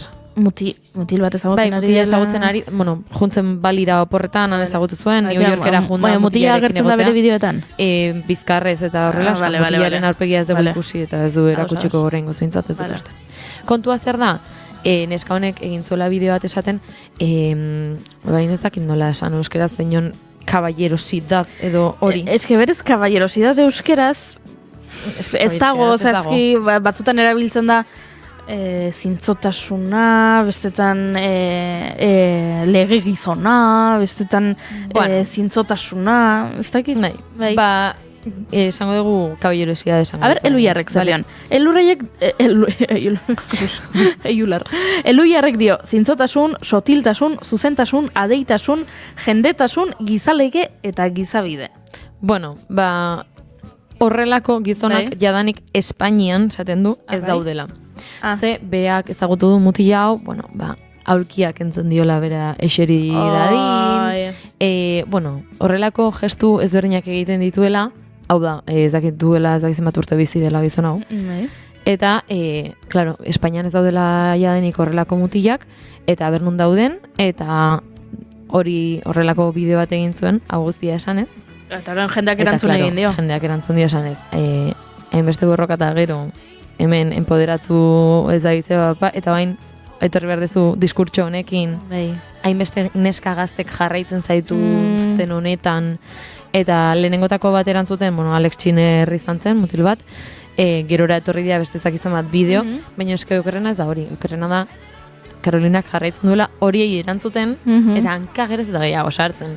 Ikusi dugu irratsaio hasi aurretik igo duela bideo bat, erantzunez eta esanez, bai Espainiar estatuan gizonak geroz eta printzesoagoak direla, eta nik uste dut senyora terminoa aldarrikatzen dugun bezala, eta Oian Aranako ondo aldarrikatu duen bezala, haian printzeso ere aldarrikatu behar dugula, ze itxusia modu iraingarrian erabiltzea. Bueno, printzeso kontzeptua, hau da, mutil batek gusatze etzaizkizun, bueno, eskezakit gustatzen zaizkion jarrerak ero zerran, berak esaten zuen mutilak horrela, agian gizontasunik gabekoa. Gizontasunik gabeko mutilak printzesoak direla, ez? Erabiliz printzesa hitza bezala, ezagit, emakumetik gertu egote hori txarra balitz bezala, ez? Eta egia san, bueno, egia da, hitz batzuk aldarrikatu behar ditugula guretzako, eta hori baino gehiago kontu zibili behar dugula, ze hitz erabiltzen dugun, aukeratzen dugunean, eta kontu zibili behar dugula baita ere noski, jarraitzaile asko balin baditugu, emakume honen kontua balin bada gainera neska gazte askok jarraitzen dutela, maitasun erromantikoa buruan sartzen digute iaia jaiotzen garenetik, eskolan gaudenean, aurrezkuntzan gaudenean, 5 urte dauzkagunean eta ari garenean gelakide batekin borrokan esaten da oraindik, seguri esaten ziguten eta baina oraindik ere entzuten da, jo egiten bazaitu da, eske gustatu egiten diozu, bai. Eta bezu hori hola bere horretan ulertuta eta deskontestualizatuta, egian ez dela arriskutsua, baina gero jasotzen ditugun mezu guztiekin eraikitzen duela izotz mendi bat, eta orduan, kontuz ibili behar dugula esaten ditugun gauzekin, eta kontuz maitasune romantiko toksikoarekin, eta gauza askoz garrantzitsuagoak daude, zuk zure harremanean kontuan hartu behar dituzunak, zaintza, erantzukizune emozionala, parekidetasuna, eta gauza guzti horiek askoz garrantzitsuagoak dira, gizontasun tradizionala mantentzeaz haratago. Bai, batez ere, larun batean ikusi genuen bezala erregekopan, esaten zaie futbolariei, hainbeste jarraitza dituzten futbolari horiei, Rudigerrek eukizuen jarrera kontuan hartuta, hainbeste ikusle eukita kontuan eukiz egiten dezun, horrelakoetan ere kontu zelu behar dugula. Hortxe gure hausnarketa jarraituko dugu, eskerrak gure June hemen daukagun TikTokeko berriak gurera ekartzeko, baina jarraituko dugu gehiagorekin, bihar hementxe izango gara, goizeko 10:05, naiz irratian. Agur, agur!